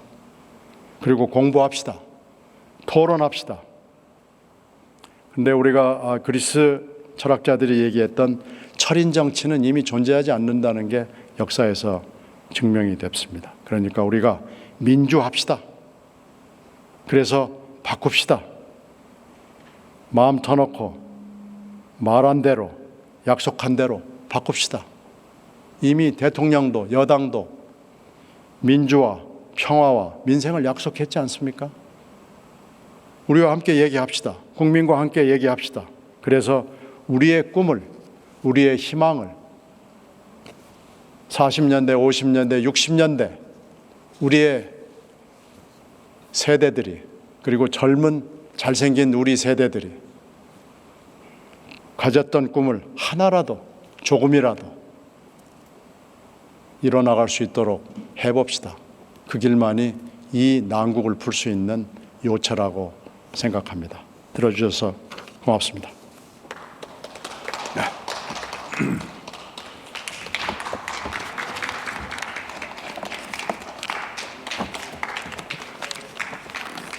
신경민 의원님 수고 많았습니다. 좀 어떠신가요? 처음 필리버스터. 글쎄, 아니 필리버스터는 당연히 해야 되는 거죠. 그리고 또 하나는 이런 토론을 통해서 좀 문제점은 많이 부각이 됐어요. 근데 이제 물론 역공작이 있지만 현명한 국민들이 그거는 받아들이지 않는 것 같고요. 우리가 테러 방지법을 반대하는 게 아니고 그 테러 방지법의 무리한 내용을 반대한다는 거에 대해서는 좀 인식을 제고가 있었다고 봐요. 그 하시면서 뭘 가장 강조하고 싶으셨던 게 어떤 지점이었어요? 그러니까 이게 국정원의 신뢰 문제입니다. 테러를 방지하고 쭉 이러는 게 아니고 신뢰가 없어진 국가기관이 어떻게 중차대한 일을 맡을 수가 있느냐라는 신뢰 문제를 부각하는 게 저는 맞다고 보고요. 그 부분에 대해서 최근에 국민들이 기억하는 사건을 통해서 구체적으로 그것을 하나하나 설명을 한 거예요. 그렇게 자료를 모았습니다. 그 발언하시는 중간에 그 새누리당 공약집 이야기를 하시는 바람에 그 지금 새누리당 홈페이지도 다운되고 또 의원님 그 홈페이지도 다운됐다는. 아 그래요? 예. 몰라요. 그건 저는 지금 몰랐어. 예, 그렇게 예, 반응을 시민들 했다는 것에 대해서 좀 어떻게 생각하시는지. 그러니까 우리 국민들은 현명한 겁니다. 누가 옳고 누가 그른지를 설명만 해주면은 금방 알아들을 정도로 충분히 현명한 거예요. 그걸 말하자면 일부 지도자들이 착각을 하고 있는 겁니다. 밀어붙이면 된다라는 거고, 이게 얼마나 중요한 문제인지에 대해서 토론할 수 있는 능력을 갖고 있지 않는 거예요.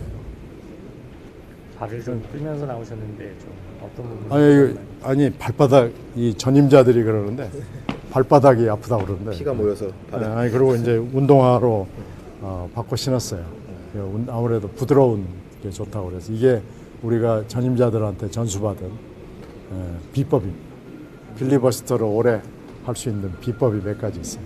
원래 클로징 멘트로 유명하신데 마지막 말씀은 원고를 보시면서 하시던데 좀 준비를 하셨던 건가요? 네, 좀 이걸 하면서 아까 좀 썼어요. 그래서 써가지고 하는 게 좋을 것 같아요. 중원부원 하는 것보다는.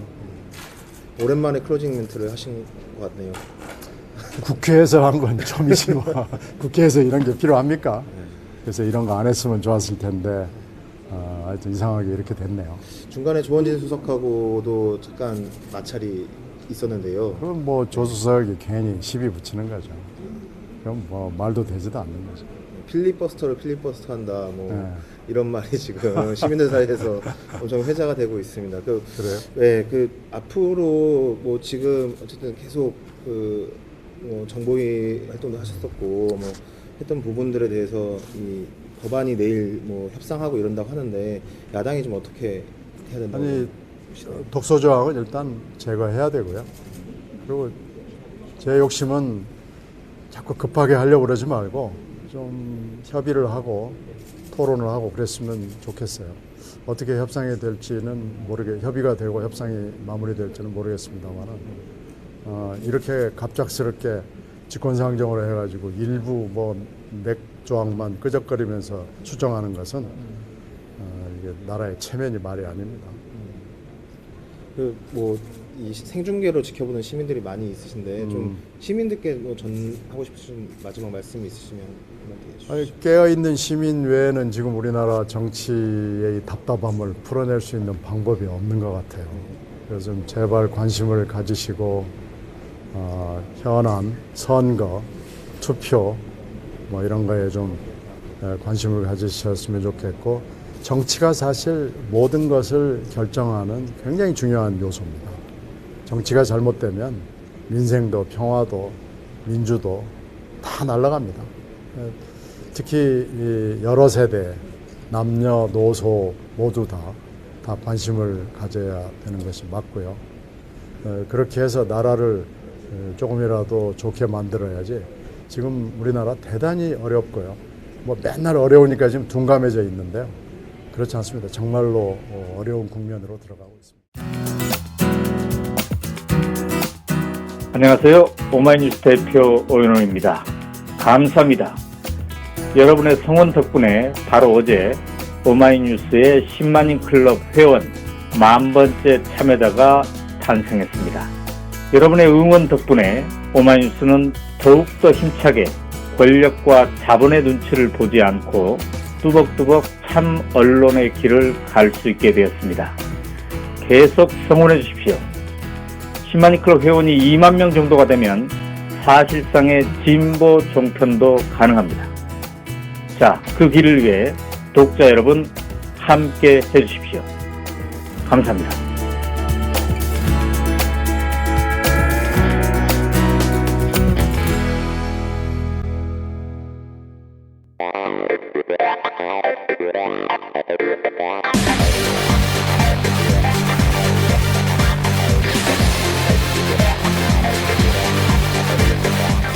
정보가 있는 시사 토크쇼 장윤선, 박정호의 팟짱.